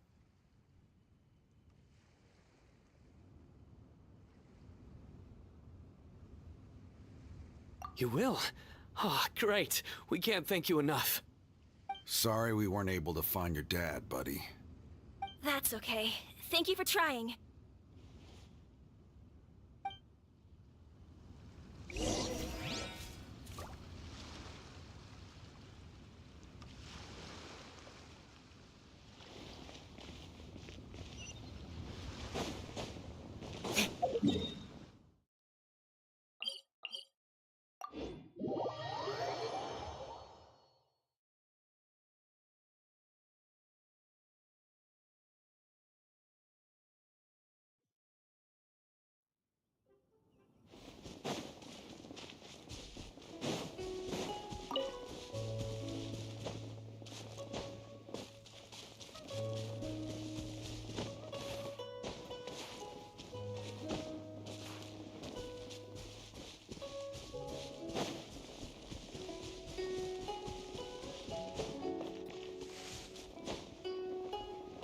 Dad!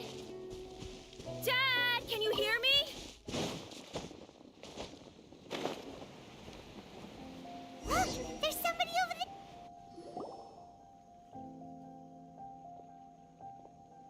Oh no! It's... Hey, you! Stop! Don't go any further!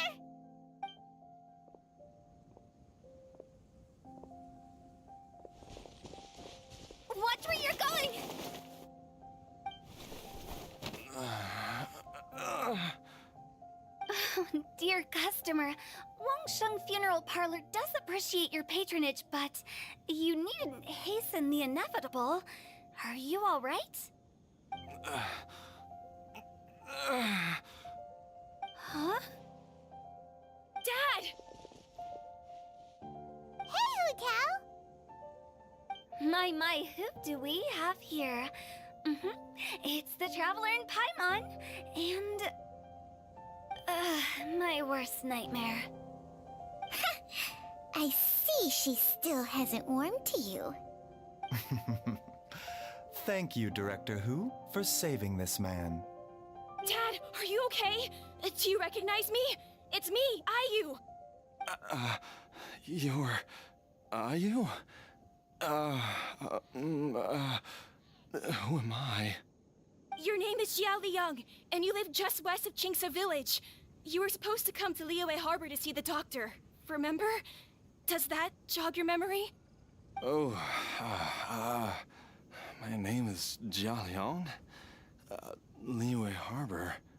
See the doctor? Yes, I'm Jia Liang, and I need to see the doctor. Wait, why do I need to see the doctor? Uh-oh. He seems in really bad shape. We need to get him back to Boo Boo Pharmacy right away. Sorry, Hu Tao. Gotta dash. Dinner's on us next time. Hold on a second. You're not seriously thinking of taking him to Boo Boo Pharmacy in this state, are you? Huh? Why not? What's the problem? Come on, Baiju. Don't tell me you haven't noticed it. Didn't your master teach you how to spot the signs? Why do I get the sense that you spotted them right away, but you're planning to use it for your own ends? Use what? What are you talking about? Paimon's lost. There are traces of god remains in Jialiang's system. Oh, yes, but more importantly, they're on the verge of an outburst. If that happens, the consequences will be unthinkable. Paimon, sorry, what? God remains? There's no need to worry, Director Hu. I have methods of keeping them at bay. It is the sworn duty of all who practice medicine to cure illnesses and save lives. What reason would I have to neglect a patient in need who is right there in front of me? Besides, it was my late master's dying wish to be able to save this patient in particular.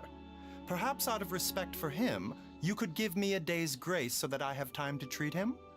Now you're bringing my great-uncle into this? Baizhu, just what are you planning this time? Merely to cure this man, nothing more.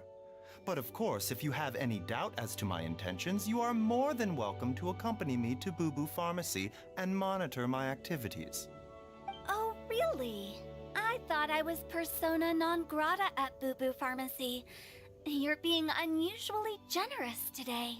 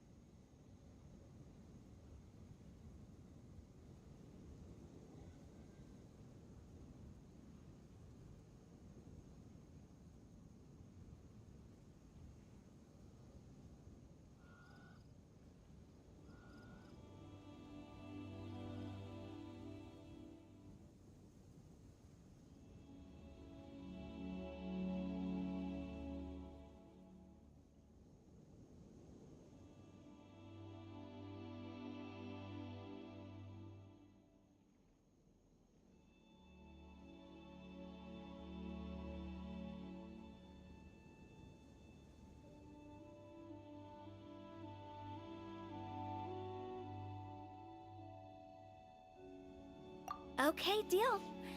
We're not gonna solve anything by keeping Jialiang here. I'm happy to do it your way, but only for my great uncle's sake and the travelers, of course.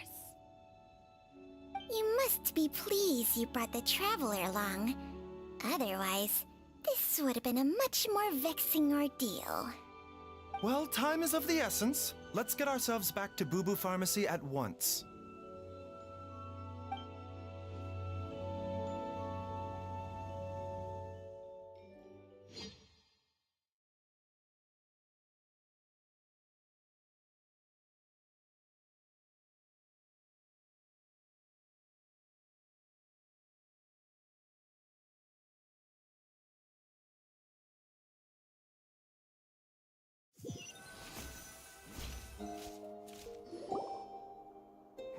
Blockages within the cardiovascular system, reduced blood flow and energy circulation? I see. I suppose this must have caused the cognitive abnormalities. Dr. Baizhu, how bad is it? Can you cure him? Don't you worry. Baiju's a really great doctor. He's sure to find a way. Isn't that right, Baiju? Ayu, do you know when your father first started displaying these symptoms? I'm not sure. He's been like this for as long as I can remember. But it wasn't as bad as this when I was still little. So it's been a long time indeed.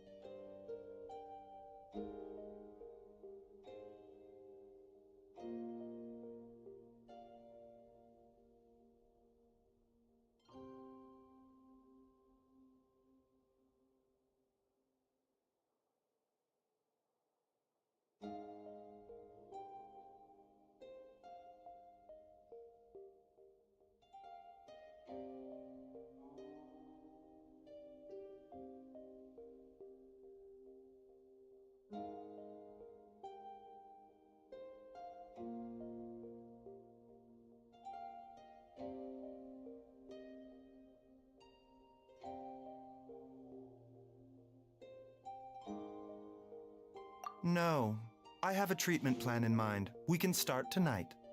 Come and see me again tomorrow morning. I promise that by then, Ayu will find his father healthy and lucid again. Thank you, Dr. Baizhu. Thank you so much. If you still have any misgivings, Director Hu, please feel free to hang around for as long as you wish. However, it would be best if you step outside this room. A doctor must be able to focus when treating a patient. Any distractions heighten the risk of complications. Yes, of course, absolutely. I'll just go and look at the flowers or something. But I will be back in an instant at the first sign that something's amiss.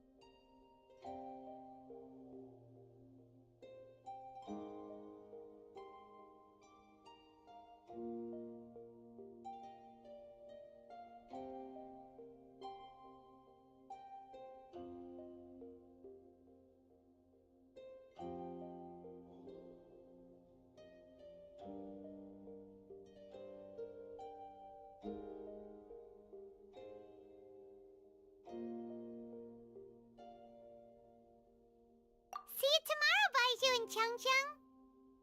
Bye for now, everyone. Are you ready, Baiju? Ready as I'll ever be. I'm used to it by now. Come on, let's get started.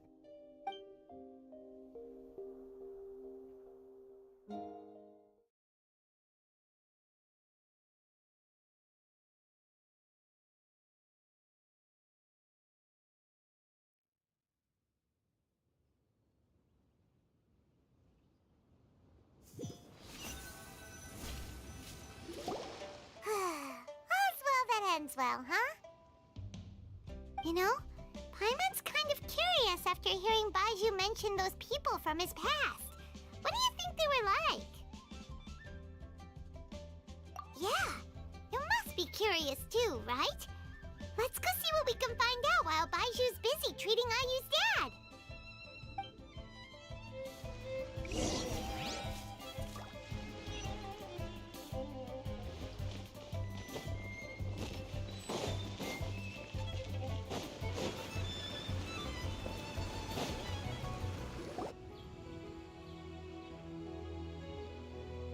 While I'm idling time on admiring the scenery, the spectacled snake-bedecked docks doing surgery. Hello, you busy bees, and what do you have to discuss with the funeral director today? Actually, don't tell me. Let me guess.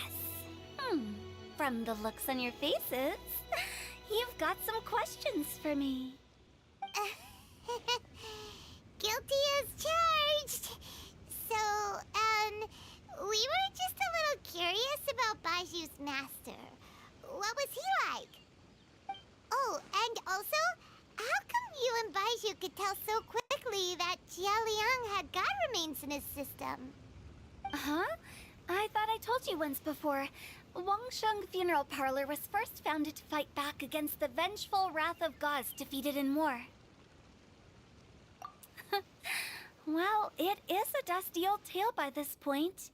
Long story short, in the ancient world, dead gods were acting up, so our ancestors started purifying the air and burning the bodies of the deceased to guard the border between life and death. These days, we don't deal with the wrath of the gods anymore, but all the relevant know-how is still passed down to each generation, so we can identify gods' remains when we see them. Okay, Paimon gets it now. Wait, so how did Baiju learn to spot them? Almost certainly from his master, who was also my great-uncle. Baiju's master was my grandpa's younger brother, a former deputy director of Wangsheng Funeral Parlor. Wow, fancy that! Huh. So, if he was from Wangsheng Funeral Parlor, how did he end up as Baiju's master? According to my grandpa, he and my great-uncle once went traveling together when they were young. They ended up at Chenyu Vale, where they met a pharmacist. That pharmacist must have cast some sort of spell on my great-uncle, because after that encounter, he suddenly announced he wanted to leave the family business and go practice medicine instead. My grandpa had a huge argument with him, but he couldn't convince him to stay. So my grandpa inherited the funeral parlor, while my great-uncle stayed in Chenyu Vale to practice medicine. They never spoke to each other again. Funeral director to doctor is a pretty big career change. Kinda hard to imagine. But why did it drive a wedge between them for the rest of their lives? That seems a bit extreme. If he had just become a regular doctor, there would have been no issue. After all, the Wangsheng Funeral Parlor wasn't unlike a regular doctor's clinic in the early days. But according to my grandpa, the pharmacist they met had a very ominous aura about him. And on top of that, the kind of medicine practiced in the Chenyu Vale tradition goes against the natural order of things. In what way? Don't know.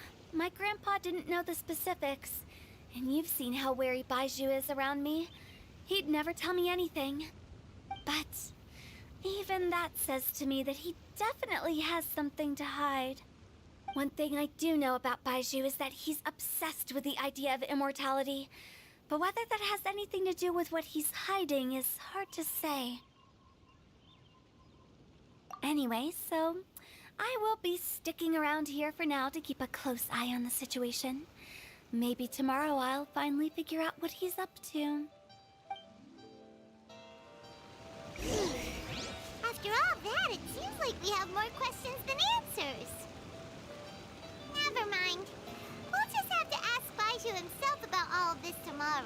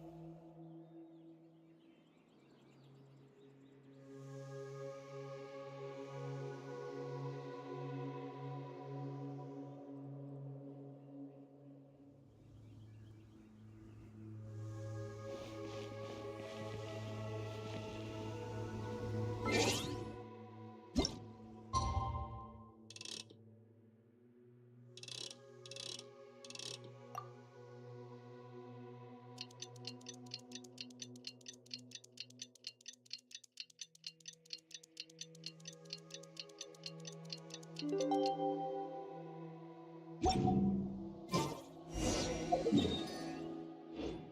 a new day!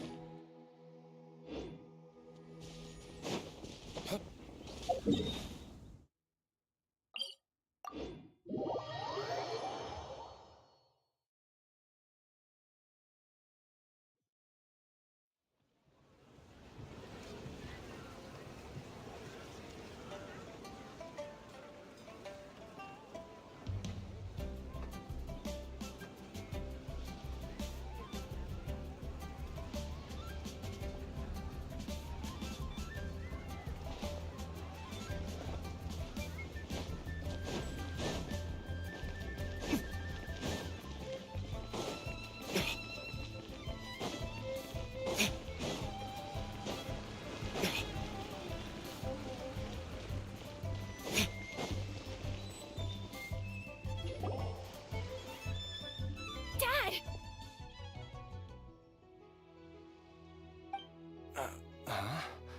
Oh, are you?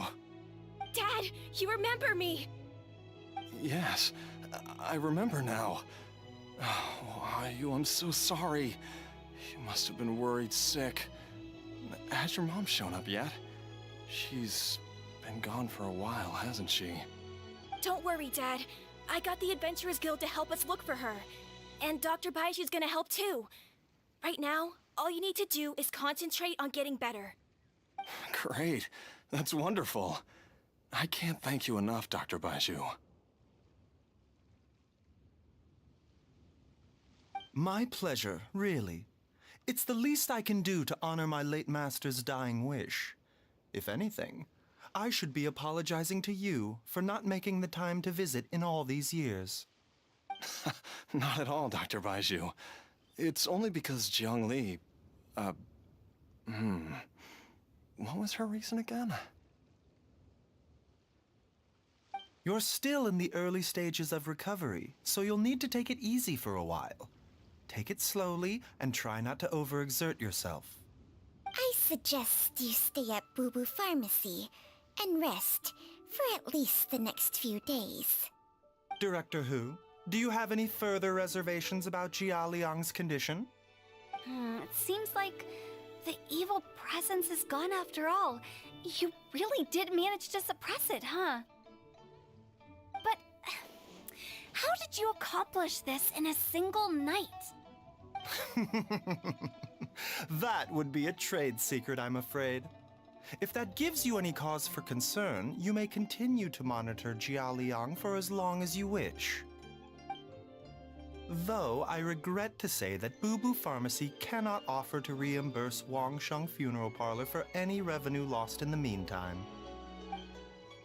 Oh, come on, Baiju. I'm not that unreasonable. Ah.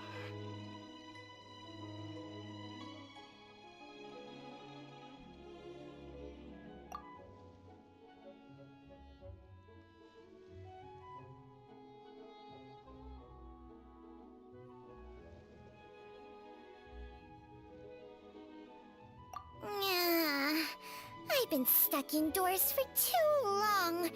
Baiju, take me outside for some air, or I'm going to suffocate.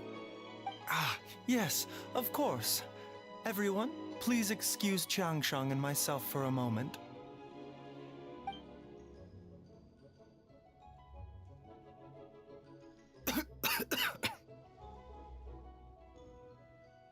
Suffering now, are we? Did you seriously expect to cover it up just by putting on a brave face and ignoring it? If it weren't for my quick thinking, they'd have all seen the sorry state you're in by now. But in any case, why must you keep this a secret from everybody? You should at least share your secret with one person you trust. Who's there?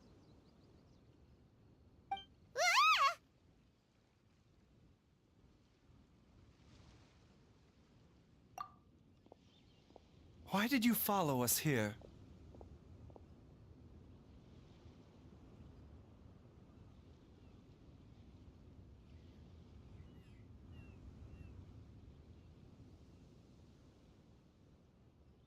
Oh, it's nothing. I just needed to get some air. What did I just say about putting on a brave face? Traveler, Paimon, the truth is, Baiju did not cure Jialiang's illness. Instead, he transferred some of his own life force to his patient to temporarily subdue the poison in his system.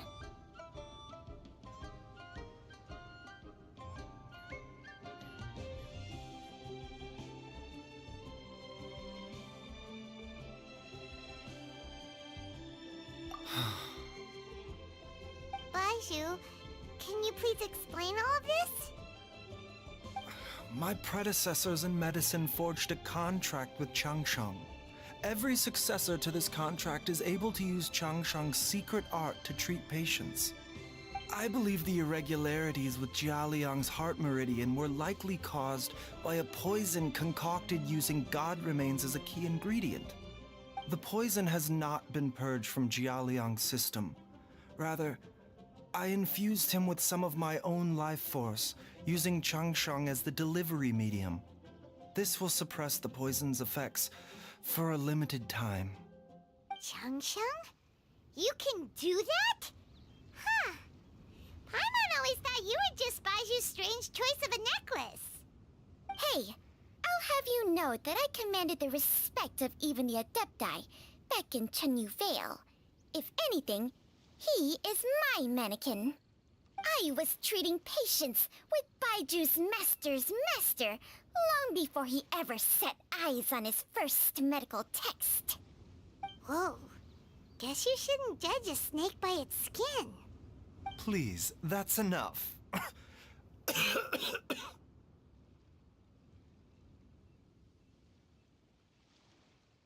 Wait a sec. Huto was saying that the branch of medicine you studied uses some pretty dubious methods. So, when you transfer your life force, does that mean you're actually damaging your own body? Hardly. Changsheng helps to keep my chi in balance, so there is no great harm done. Still, Baiju's life force is not unlimited. We must find a way to neutralize the poison in Jialiang's body. And soon. Traveler, Paimon, would you lend this dummy a hand? He needs someone checking up on him, or he'll exhaust himself trying to accomplish everything on his own.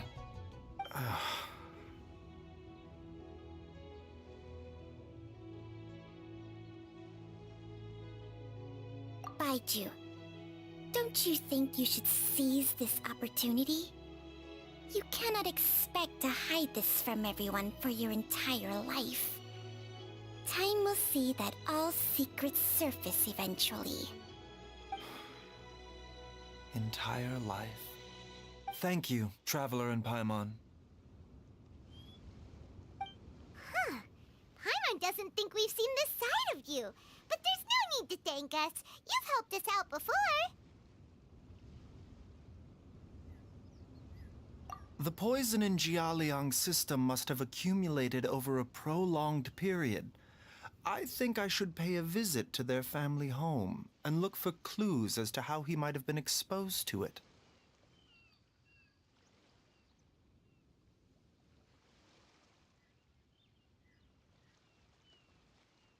Yes, I asked Ayu this morning before you arrived. He told me that his family lives in a secluded spot to the west of Qingsa village.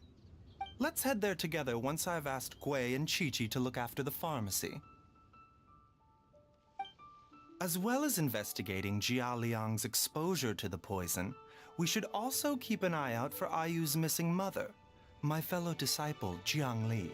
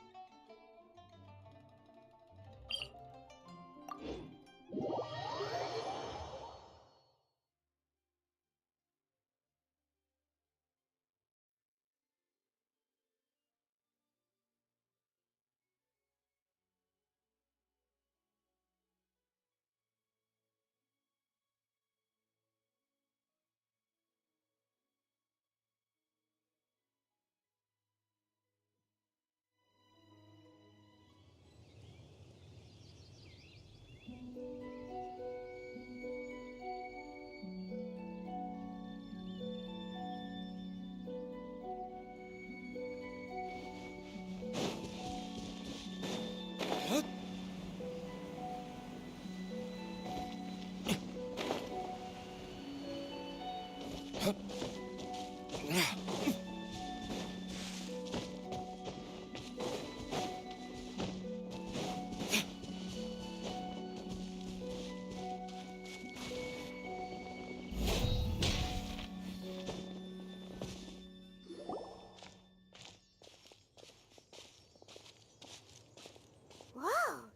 There's a house all the way out here?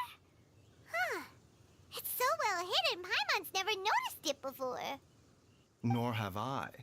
And I've hosted clinics at Qingsa Village many times in the past.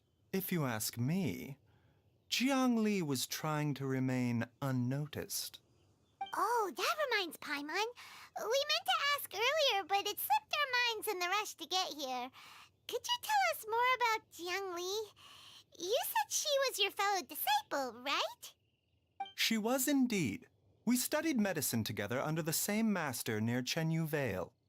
She is several years older than I and also began her travels far earlier than me. As a result, the time I spent studying alongside her was rather short. Supposedly, she met an herb gatherer sometime during her travels and decided to settle down with him. That must have been Jialiang. Wait, Changxiang, are you saying neither of you had actually met Jialiang or Ayu before all of this? Jiang Li did occasionally come back to Chenyu Vale to see our master, but for whatever reason, she hardly ever talked about her family. The last time she visited us, she and Master had some sort of quarrel. We never heard from her after that. It almost seemed as if she'd gone into hiding. Quarrel? What happened? I don't know. I did not witness the argument myself. Nor did Master ever explain it to me. All he would say is that should I ever encounter Jiang Li or her family in the future, I should do everything in my power to help them. Oh, so that's why you went to such extreme lengths to help Jialiang. No. Even if my master had never said anything, it would still be my duty as a doctor to help him. My decision would have remained the same. Paimon never knew you were so selfless, Baiju. Paimon always had you down as the sneaky, scheming type. Sorry. So a few words from me is enough to dispel all your suspicions, hmm? You ought not be quite so quick to relax your guard, Paimon. Sometimes even the good guys have their own private agenda. What the... Okay, that was the most suspicious sounding thing you've ever said. Let's leave the idle chatter there for now, hmm? Jiang Li has lived in this house for many years. There must be something here that can shed a little light on this whole situation. Let's split up, but if anyone finds anything, we'll examine it together.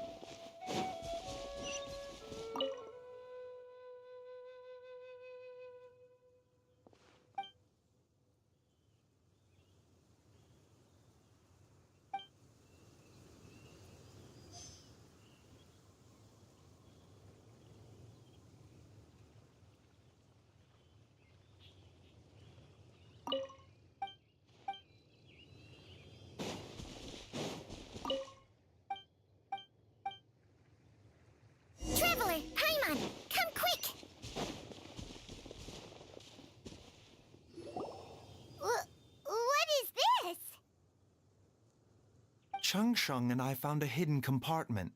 This is what was hidden inside.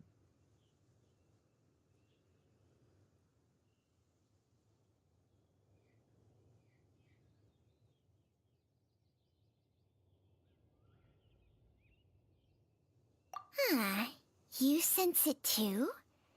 You're right. This is a poison concocted using god remains. Is it? Breathing? Paimon's not seeing things, is she? No, your eyes do not deceive you. I do believe the poison in this bottle is... Some toxins act a lot like living organisms. I read about this once in the Origins and Symptoms of Diseases.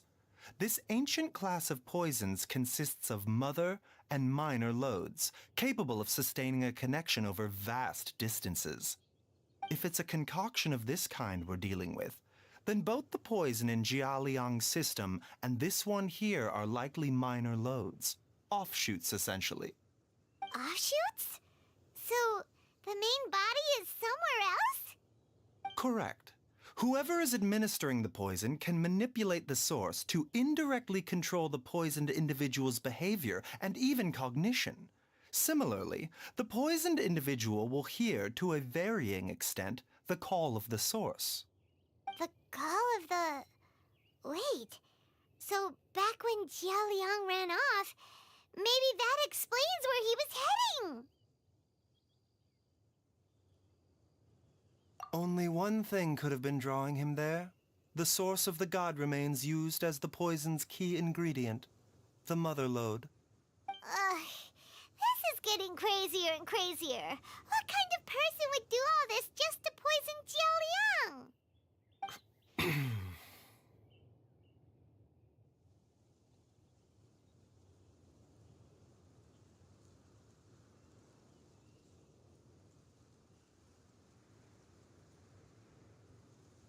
Hey, why has everyone gone quiet all of a sudden? Since this poison was carefully hidden away in a secret compartment, the one who concocted it is likely a resident of the house. You mean Jialiang? Why would he poison himself? Think a little harder, Paimon. Someone else who lives here, and who might have expertise in crafting drugs. Huh? So you're saying...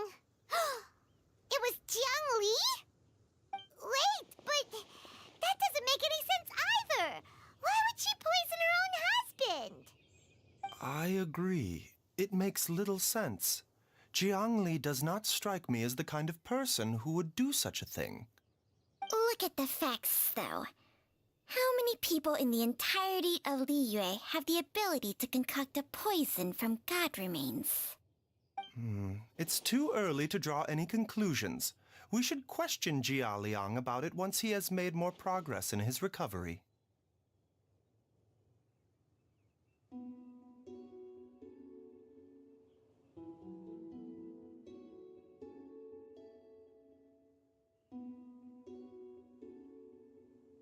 Yes.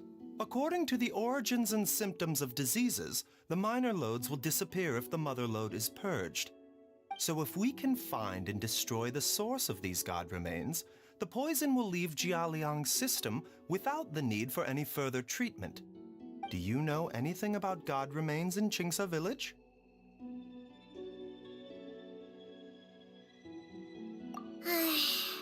Even the history books have no record of this. The only ones who'll know anything are those old fogies who have been hanging around here since the beginning of time. Didn't you used to be on good terms with the Adepti, though? You sure they didn't tell you anything about this? Well, Changsheng's memories and powers are not what they were in her prime. These days, she has to enter a contract with a mortal and share their life force just to sustain her own life. I fear that such ancient events are long gone from her memory by now. Whoa, what? Enter a contract? Share life force? Sounds like some pretty spooky sorcery if you ask Paimon. Hey, Plenty of people would jump at the chance to join forces with a powerful being like me. With my assistance in rebalancing your chi, not only can you extend your lifespan, but you will also be stronger, healthier, and able to eat whatever you like with no risk of upsetting your stomach. Stronger and healthier? Wow, that's amazing! Baiju, maybe when you retire, you can let Paimon sign a contract with Changsheng for a few days. Unfortunately, Changsheng's contract has strict requirements regarding the host's temperament. None of her hosts have ever been exempted from these rules. I fear that I will be unable to accommodate your wishes, Paimon. Temperament? Hey! What are you trying to say? Did you just subtly insult Paimon to her face?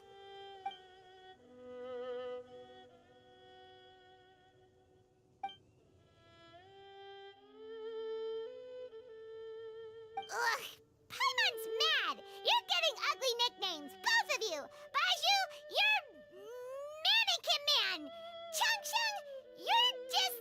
a pain in the neck! This is exactly why your natural temperament makes you woefully unsuited to being my host. All right, everybody, calm down. Back to the matter at hand. Is there any way at all for us to seek counsel from the Adepti about this? With how antisocial they are, if it were up to them, they'd go their whole lives without showing their faces to the common folk.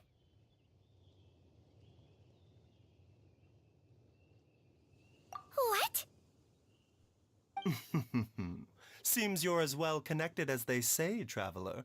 We are truly fortunate to have you on our side. Oh, if you're talking about who Paimon thinks you're talking about, you better do the honors.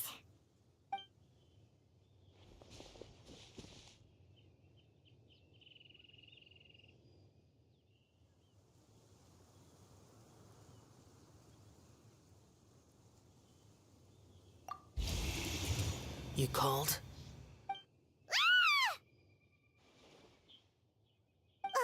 Gets Paimon every time. Are all Adepti in the habit of materializing out of thin air like this? Well, this is unexpected. Huh? It's you. Baiju of Boo Boo Pharmacy. I do believe I've had the pleasure before. The Lantern Rite, when we met briefly, I was unaware of your true identity.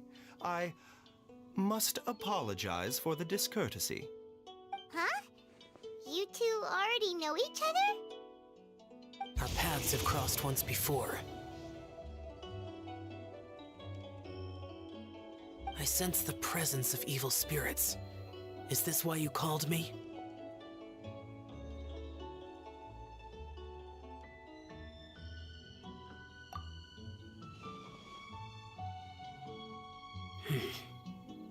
So someone has been concocting demonic poison. Too often, fervent desires drive mortals to abandon all regard for their own safety. It is lamentable. I now know what you seek. It is true that a god's remains are buried beneath the foundations of Jinxa village.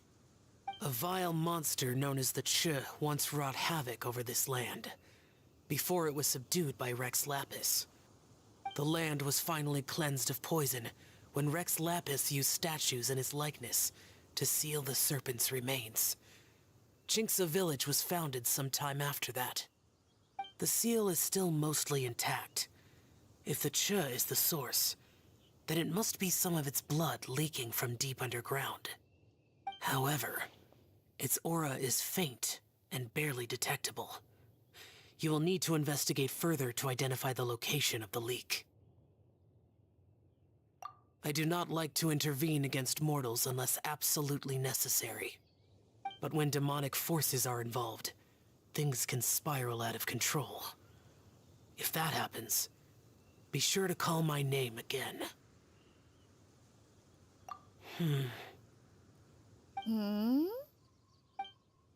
Nothing.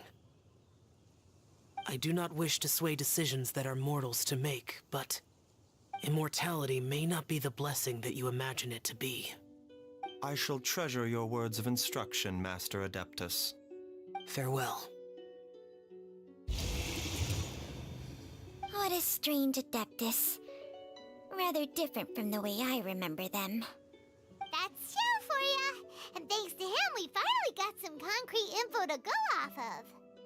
If the god remains are leaking from underground, Jiangli must be paying a visit to a subterranean cave on her herb-gathering trips. If we can find the cave... Master! Master, there's a problem. Gwei? Did you run all the way from Boo Boo Pharmacy? What happened? Don't panic. Just catch your breath and tell me everything. It's Jiaoliang. He was fine one minute, and then he suddenly took a turn for the worse. Already? How? Based on past experience, he should have been fine for the next 3 days at least. It seems that my worst fears have been confirmed. Everyone, back to Boo Boo Pharmacy now!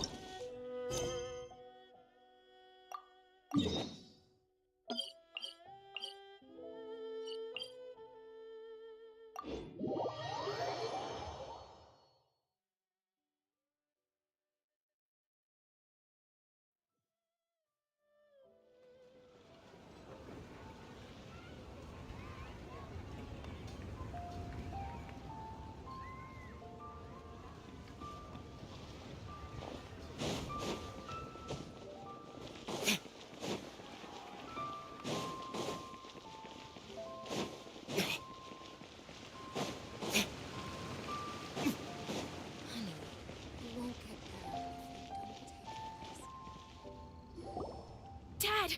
What's wrong? Dad? Don't be scared. Dr. Baishu will be back soon. How is he doing? Dr. Baishu, you're back! My dad was doing fine earlier, but then he suddenly started coughing up blood. Now he can't even get a full word out anymore. When Gwei left, he was still conscious. But now... Gwei, please take Jiaoliang to the back room and prepare for treatment. Yes, of course. Don't worry, Ayu. I will cure your father.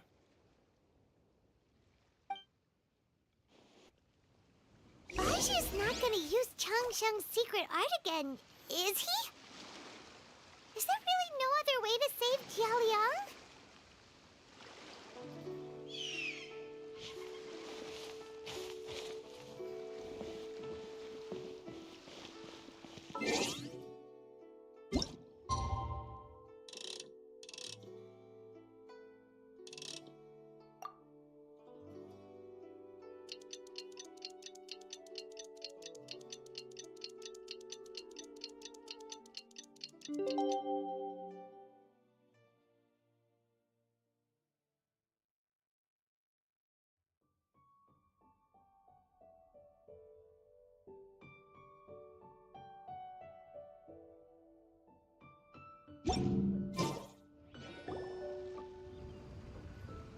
How are you feeling, Dad?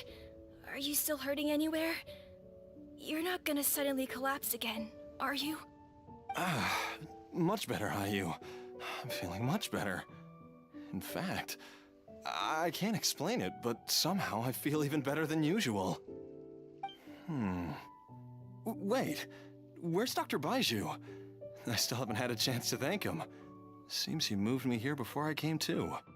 Master said he needed to take a quick rest and asked me to bring you out of the treatment room. He hasn't emerged yet, so he must still be resting.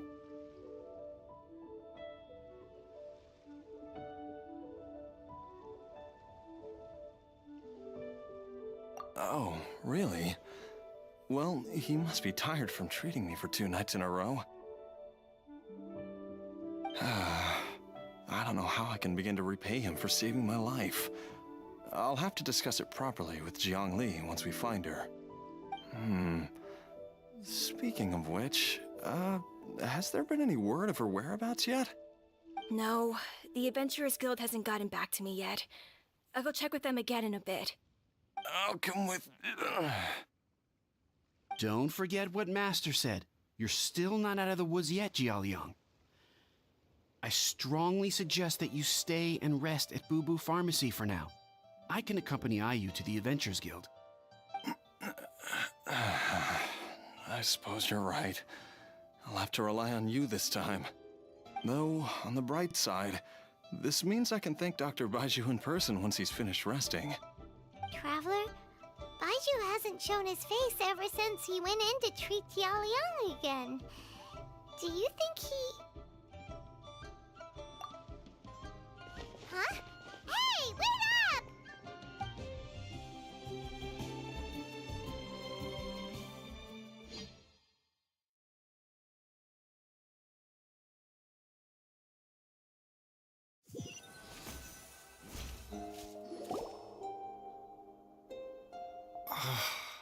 Huh?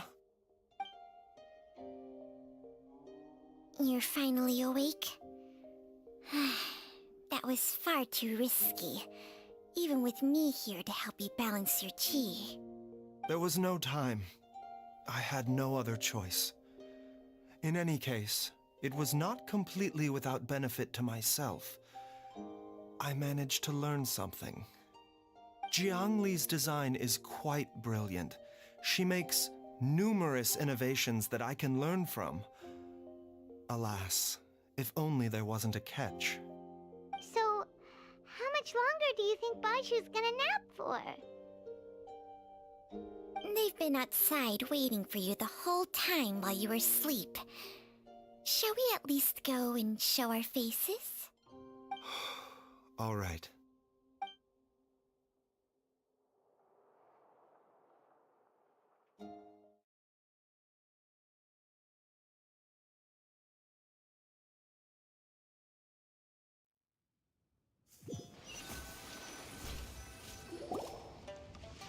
Surely he hasn't. There's no way he could have just...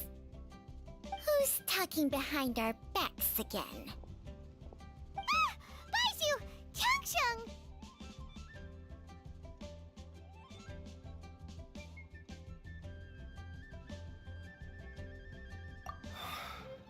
Of course. There's no need to be concerned. I merely had to transfer a rather large amount of life force on this occasion. But, with Changsheng's help, I will recover in time. Jialiang seemed fine yesterday. Why did he need more life-saving treatment again so soon? I made an error in my initial diagnosis. Jialiang is in fact suffering from more than one ailment, and as a result, his life force depleted at a greater rate than I had anticipated. What?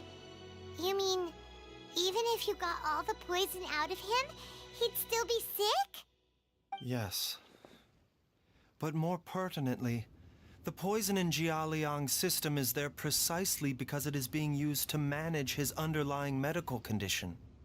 Jialiang has a rare congenital heart condition, and ongoing treatment is essential to maintaining healthy functioning of his heart meridian.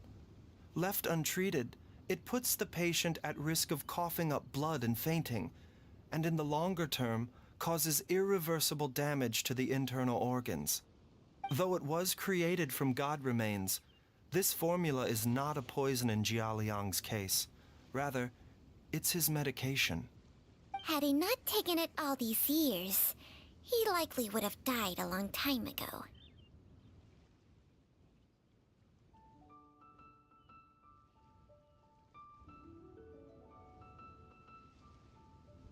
Still, using poison to treat a disease is hardly a viable long-term solution. As time passed, and the poison accumulated in his system, it began to impact his cognition. Moreover, the longer he relied upon this medicine, the more resistant his body became to it. Jiang Li had to concoct ever greater quantities to ensure its continued efficacy. Or he could have still perished at any moment. That explains why Ayu said his dad has been getting worse, and why his mom went off to gather herbs. God remains are extremely dangerous to be around, because humans have no natural defense against them. I shudder to think how many times Jiang Li has exposed herself to them. I fear that the situation is just as that Adeptus described. In an effort to save Jia Liang's life, Jiang Li has abandoned all regard for her own safety. I never suspected that even Jiang Li would turn to the same path as so many others over the years. Perhaps this is the inevitable course of fate. To sacrifice one's own life to save others. To go beyond human means in order to do the impossible, whatever the cost may be.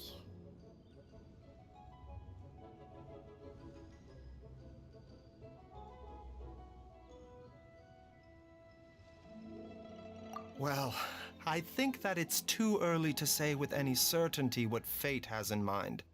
In any case, I have stabilized Jia Liang's condition for now, so our immediate priority should be to get ourselves back to Qingce village and find out where Jiang Li is. Her regular exposure to God remains over such a long period will have been catastrophic for her health. And given that she's already been missing for several days, I am fearing the worst.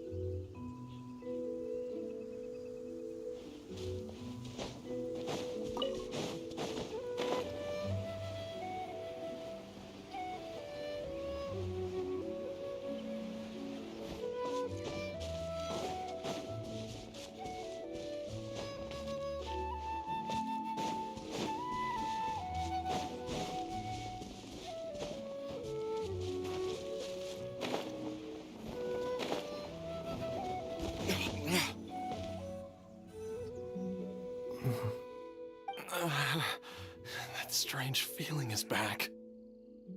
It's just like the day I went missing. It's as if something inside me is trying to guide me somewhere.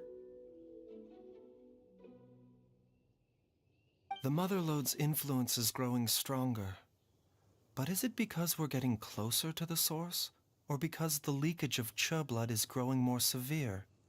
Jia Liang, can you sense which direction the source is in? I think it's this way.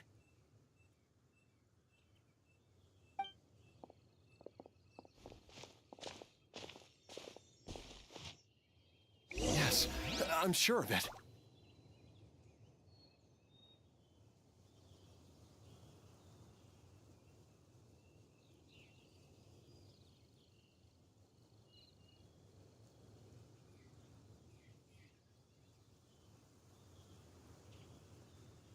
I still have a lot to do at the guild. How about you take a rest while I go back?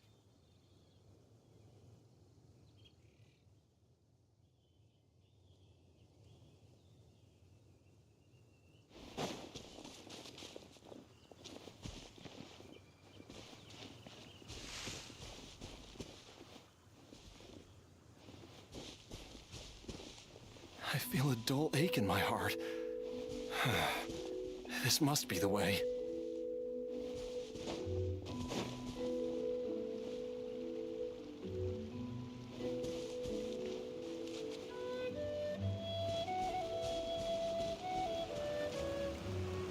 This place feels familiar.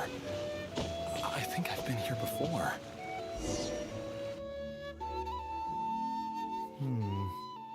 There is an inauspicious presence here. Even I can sense it. I think I remember this place. Jialiang, are you okay? Maybe you should rest here while we continue the search. No, I have to keep going. Jiangli is still waiting for me. Then let's hurry.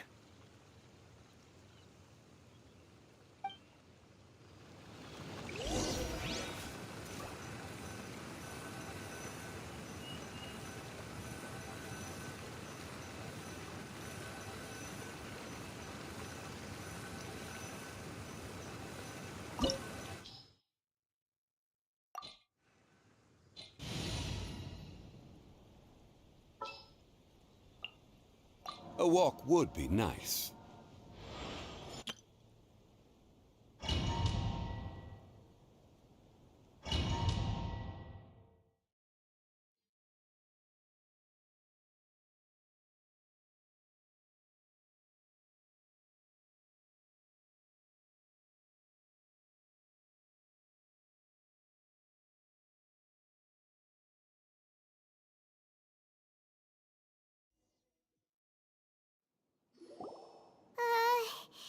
This place gives Paimon the creeps. Who knows what we're gonna find up ahead? The digging marks here appear amateur and rather old. I suspect it is a thieves' tunnel. A thieves' tunnel? Paimon has heard rumors about treasure around these parts before. Maybe it was the treasure hoarders that dug this tunnel. Judging by the tools they left behind, it's certainly a possibility. But why did they abandon this place without even stopping to pack up their tools? I remember now. She took me here once and told me that she'd found a way to save me in this cave. But she said that the method would cause me to, curses. Why can't I remember what she said? Easy, Jialiang. Come on, let's keep going.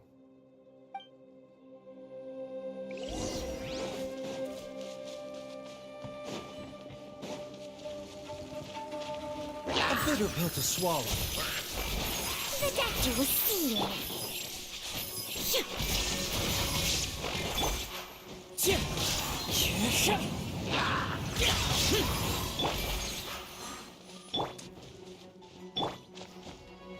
Shine down!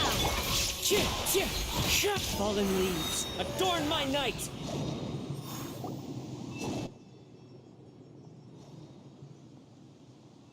Whoa, there's a sensor here. Those treasure hoarders sure made themselves at home.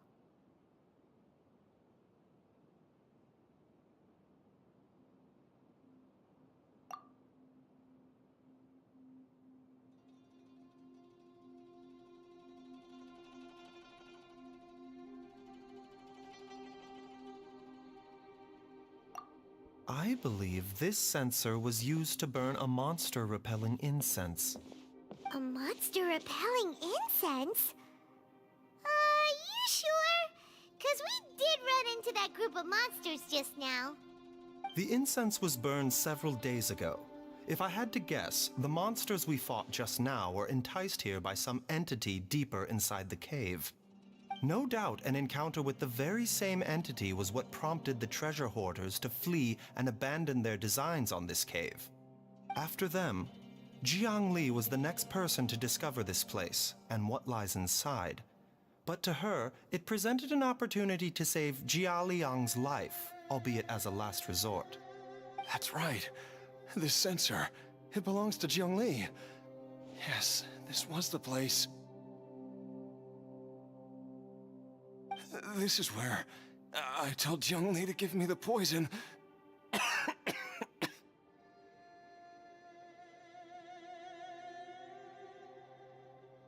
Jialiang!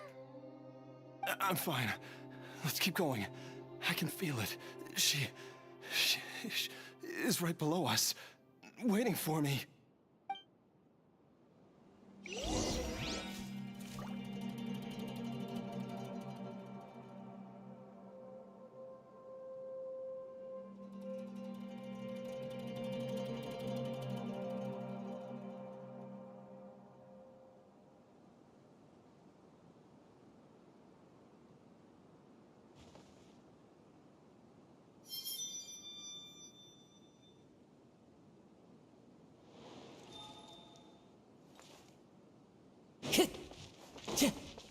Time to go.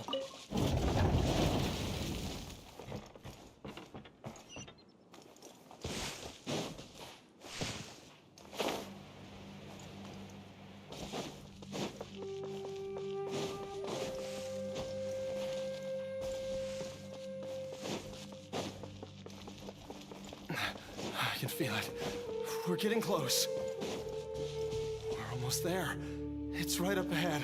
The place where we made a pact together to... Aha!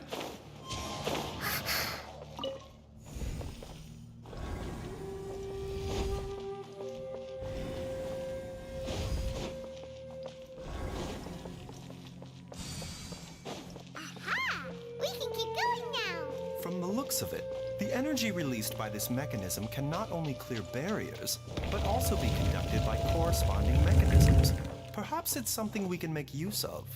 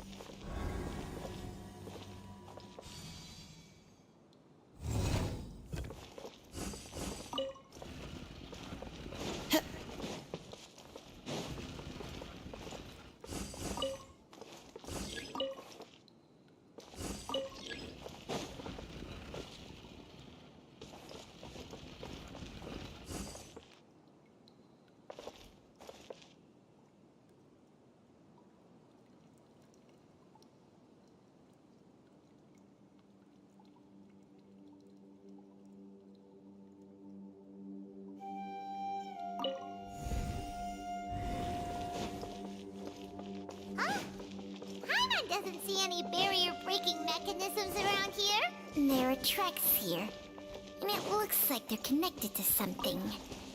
Shall we follow it and see where it takes us? Time to go. Time to go.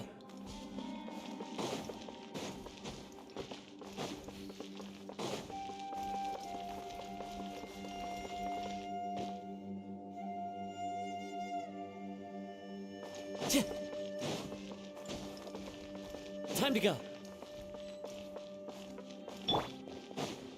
Illusion shattered!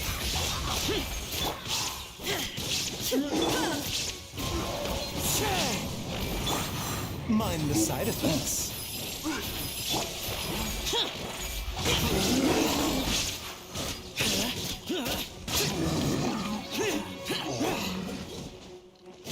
Boring!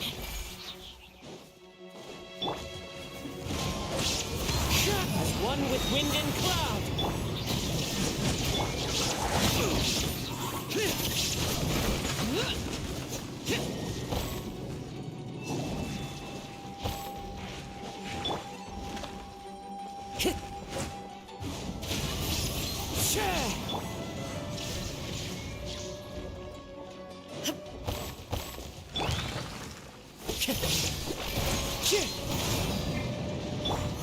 A bitter pill to swallow.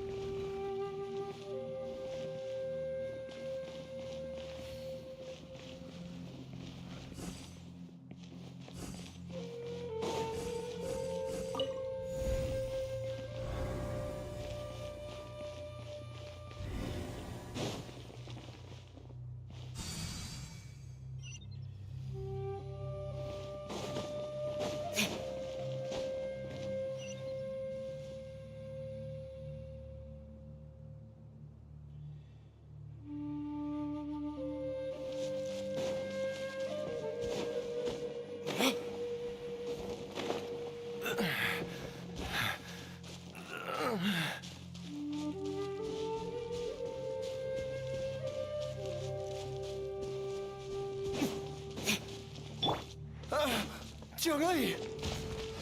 Look out! There's a monster next to her!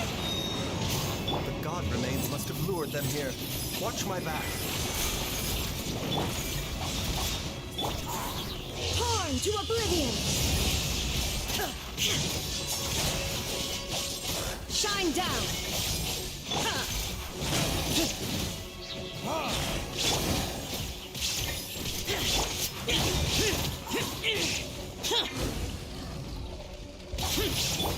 There is no escape! As one with wind and cloud! Lament!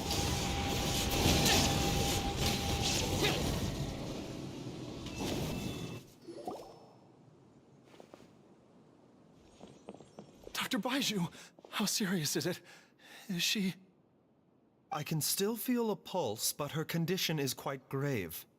The god remains here are encroaching on her cognition, much as the poison in your system did to you. If we don't eliminate it soon, then even if we save her life, I fear that she may never wake up again. Then, what are we waiting for? Let's destroy the remains right away! It's not as simple as that. Don't you remember what Baiju said? The poison within Jialiang's body is inextricably linked to the god remains here. If the source is purged, the poison in his system will stop having any effect. And the poison within Jialiang's body is keeping his heart condition under control. So, if it stops working... Oh no. Are you saying... Indeed. If the god remains here are purged, then your life will come to an end. I wondered when this day might come. Wait! But we've all been working our butts off to save Jialiang's life! After all that, we can't just give up on him! Baiju, you're a great doctor! Surely you gotta know of some other way we can save him, right? You could continue to take the poison, which would buy you some time. As for Jiang Li, maybe if we put our heads together, we can think of something? It appears to me that she was striving to concoct your medicine for you, right up until the moment when she lost consciousness.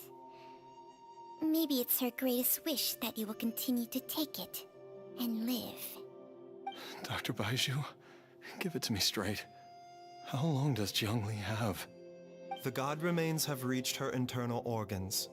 Under ordinary circumstances, I would give her less than 3 days. But if I were to treat her using a secret art...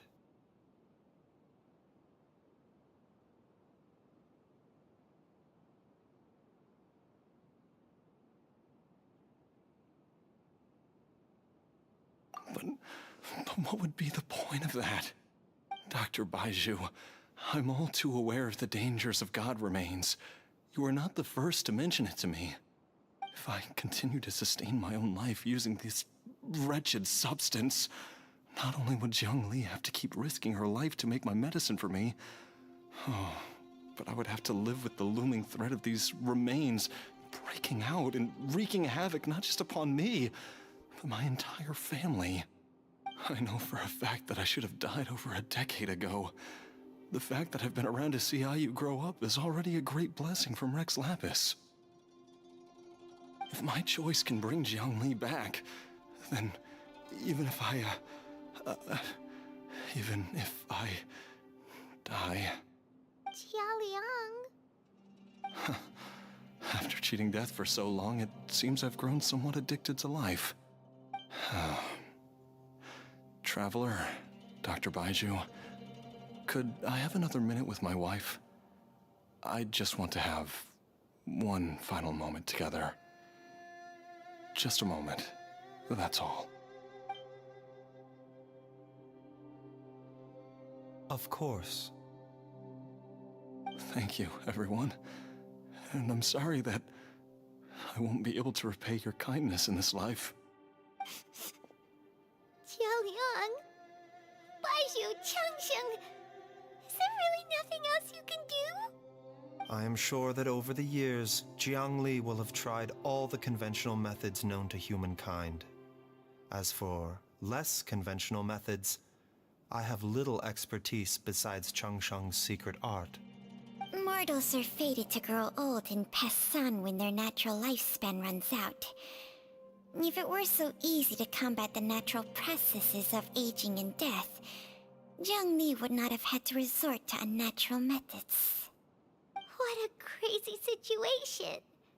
Jiangli risked it all to save Jialiang's life, and now Jialiang has to sacrifice himself to save Jiangli! What's the point of it all?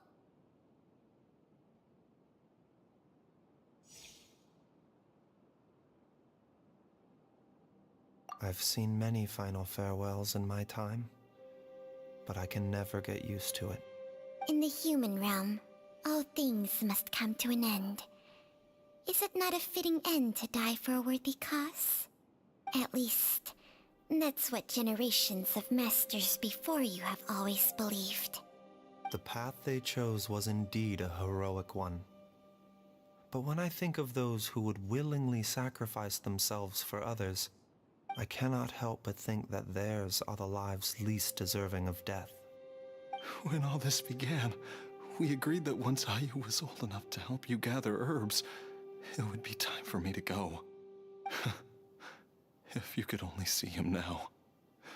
He took me all the way to Liyue Harbor to see the doctor. And he even got the Adventurers Guild to search for you.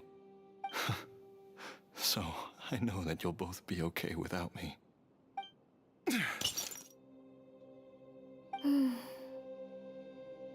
I've said my goodbyes. My time has come. Do what you must. As you wish.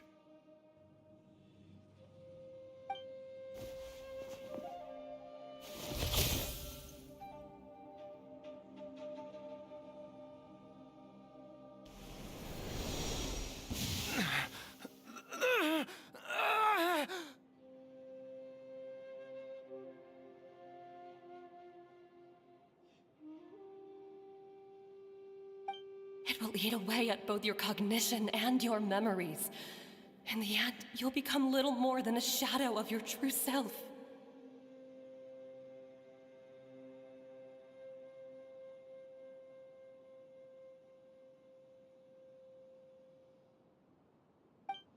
I'll take it. At the very least, it will allow me to stay with you and watch Ayu grow up.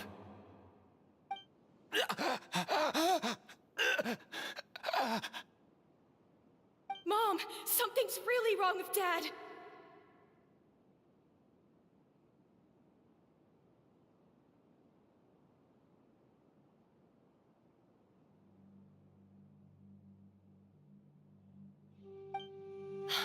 Don't fret, Ayu. I will gather some medicinal herbs right away. I promise you, nothing will happen to our family.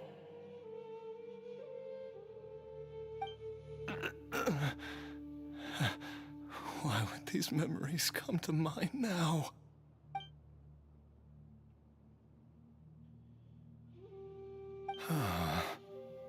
The longer we live, the tighter we cling to what we have.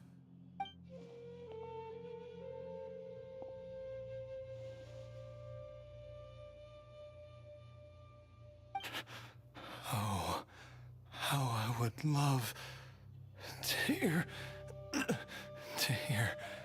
your voice one last time.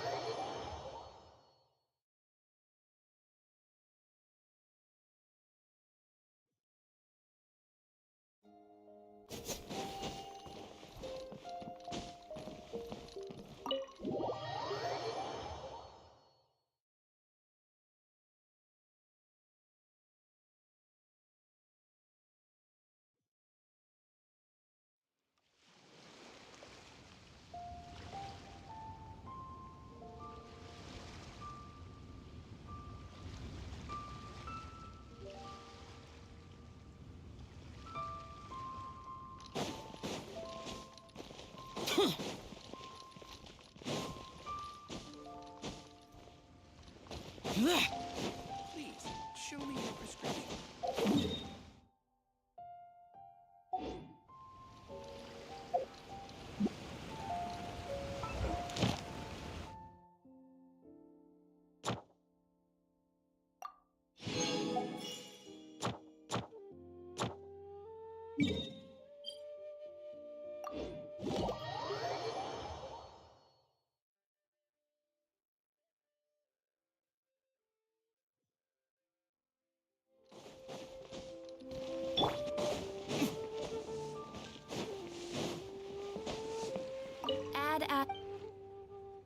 Thank you for...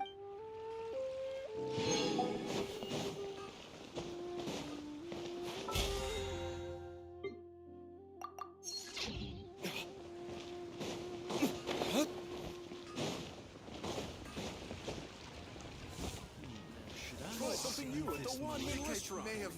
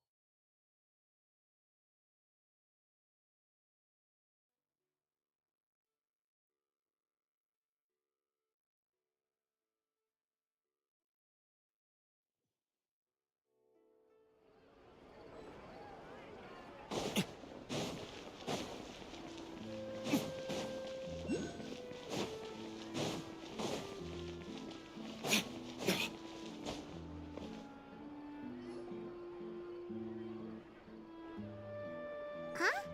Isn't that Charlotte? What could she want with Lapine Pauline? Pretty please with the cherry on top, Charlotte! Journalist extraordinaire! Please tell me you're joking!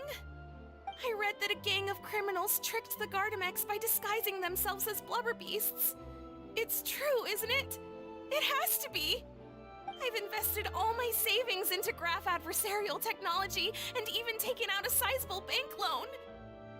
I'm begging you like the beggiest beggar in all of begdom. Okay. I need you to calm down a little, Miss Lapine Pauline. I admire your passion for your research, and I don't mean to dash your hopes for those, big-ticket orders. But I'm afraid I'm not joking. The Blubber Beast incident was a short story mailed to us by an anonymous amateur author, written in the style of a true story. Oh, Paimon sees what happened here. Sounds like the report Lapine Pauline read in the Steambird wasn't in the news section after all. Funnily enough, I actually remember being in a meeting where the editing team was debating the potential risk of misleading the public with this story. They even went to Maison Gardiennage for advice. But to our surprise, they fully supported us printing it. They figured that the false intel would be a great way to dupe potential criminals into wearing ridiculous costumes when breaking the law. In truth, Gardamex are extremely sophisticated in their capabilities. They can identify criminals just as reliably as the best human guards, so a crude disguise isn't gonna get you far. If anything, it'll just make you stand out all the more. Since we ran that story, the Maison Gardiennage has made a slew of arrests, including, one phantom blubber beast, a titanic red-crowned finch, and a specter man. So I knew this story had helped out law enforcement, but this is the first time I'm learning of an innocent citizen being deceived by it, and investing so much Mora for nothing.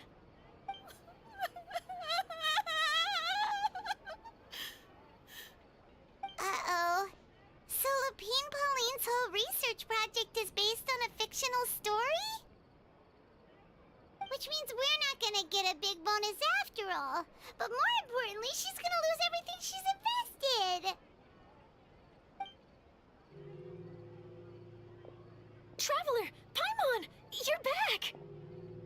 I was in the area taking some photos for a story when I got to talking to Miss Lapine Pauline about her research. She told me about your collaboration. She was hoping I could write an article to spread awareness about image recognition technology.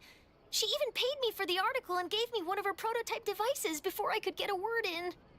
I unfortunately had to dash her hopes, and I'm afraid all your hard work was in vain too. She's desperately trying to find a way to rescue the project and get you the Mora you're due. I've tried to let her down gently, but she's finding it all very hard to accept.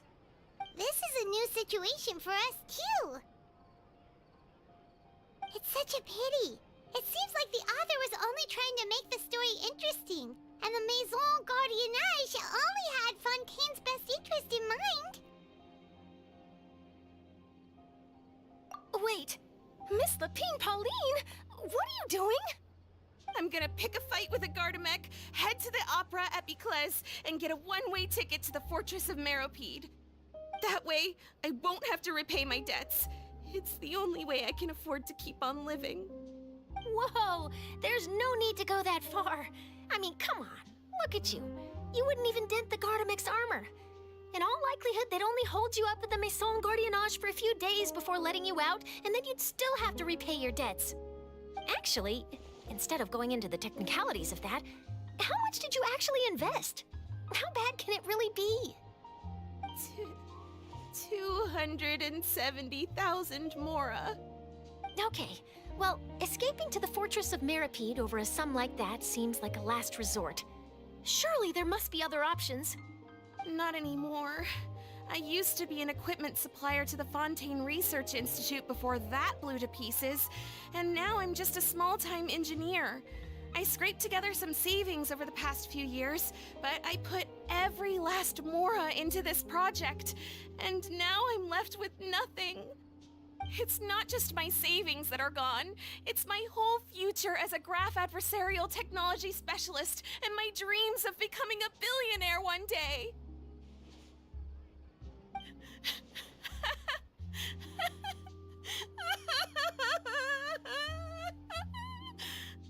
My life is over. Don't despair, Miss Lapine Pauline. I think I know a way for you to turn this around. This prototype you've given me, the camera lens for image recognition sample collection. It's really quite something. You said you designed it specifically for high-fidelity image capture and analysis, yes? The rapid focal length adjustment is a very useful function in its own right. It's sure to make many journalists' jobs much easier. In fact, I'd say it has the potential to revolutionize Fontaine's news media. So your research efforts thus far are by no means in vain. The technology you've developed may have many applications that you've never even considered. Really? Absolutely. I've been working as a journalist for the Steambird for a long time now. No one understands the issues we journalists face on a day-to-day basis better than me. So keep calm, take heart, and start thinking about mass production. In the meantime, I'll show your invention to all my colleagues to drum up interest in your product. I can't believe it! If this is true, then I can look into setting up a whole camera lens development pipeline. My big ticket orders and billionaire aspirations are still in the cards. Oh Maybe I should consider taking out another loan. That way, I can rapidly improve the lens production process, be the first to market, and prepare to battle for dominance in the camera industry. Come on, stop daydreaming about your pipelines for a minute. Just take it one step at a time and see how it goes. There's no sense in putting all your eggs in one basket before things are even off the ground. And I can probably speak to some people I know and license my image recognition device to a workshop to raise some funds. I can't believe I didn't think of this sooner. There's no time to lose. I need to get to work. Early bird gets the worm. Can you believe her? She just ran off. Paimon's pretty sure our advice went in one ear and out the other. It's understandable. When inspiration and passion strike at the same time, it's all too easy to throw yourself headfirst into your work and forget about everyone around you. A lot of journalists are the same way when they're first starting out. But don't you worry. I'm gonna write an article on all this, and I'll be checking in on her regularly. Her research has the potential to benefit the entire journalistic community. I'll give her plenty of input to stop her from going down any rabbit holes, and make sure mass production of her lens can begin as soon as possible. It's reassuring to know that you'll be looking out for her, Charlotte. Actually, you know what? Why don't you two take this prototype lens? I'm sure you'll have plenty of chances to use it on your travels. It takes the right person to get the most out of a new technology. In your hands, it's sure to capture some amazing sights. Thanks a lot, Charlotte. No bonus, no biggie. This makes everything worth it. You're welcome. I got something out of this too. The beginnings of a very interesting news story. The boundaries between real news reports and news-like fiction must not be blurred, even when there's a compelling justification for doing so. Yes, that's how I'll phrase it to the editors when I give them my feedback. Let's hope we don't mislead any more well-meaning citizens in the future.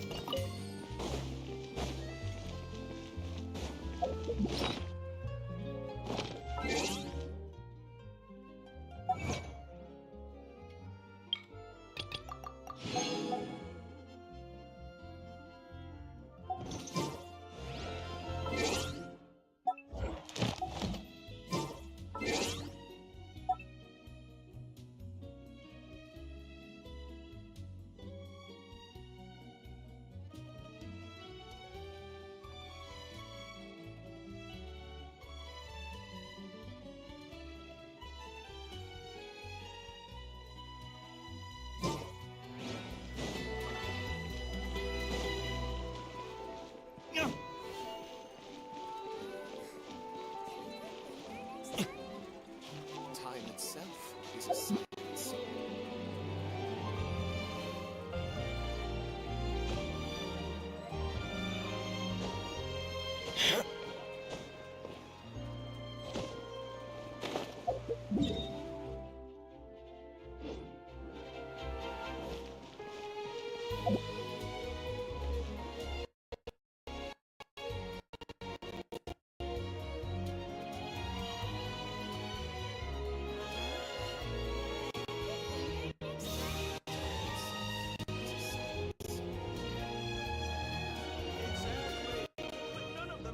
You should really bring the Knights of Favonius with you next time.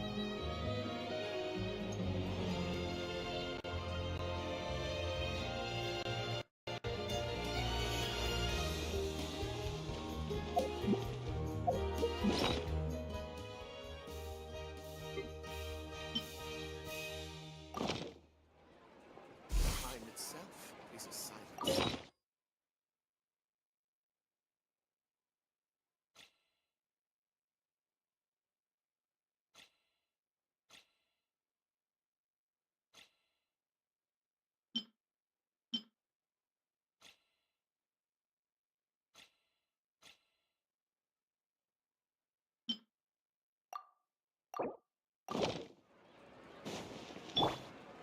Shine down!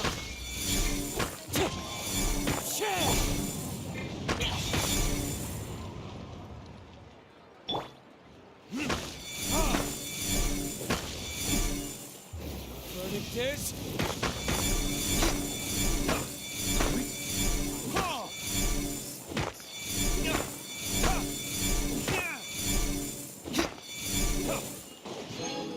But none of them believed me.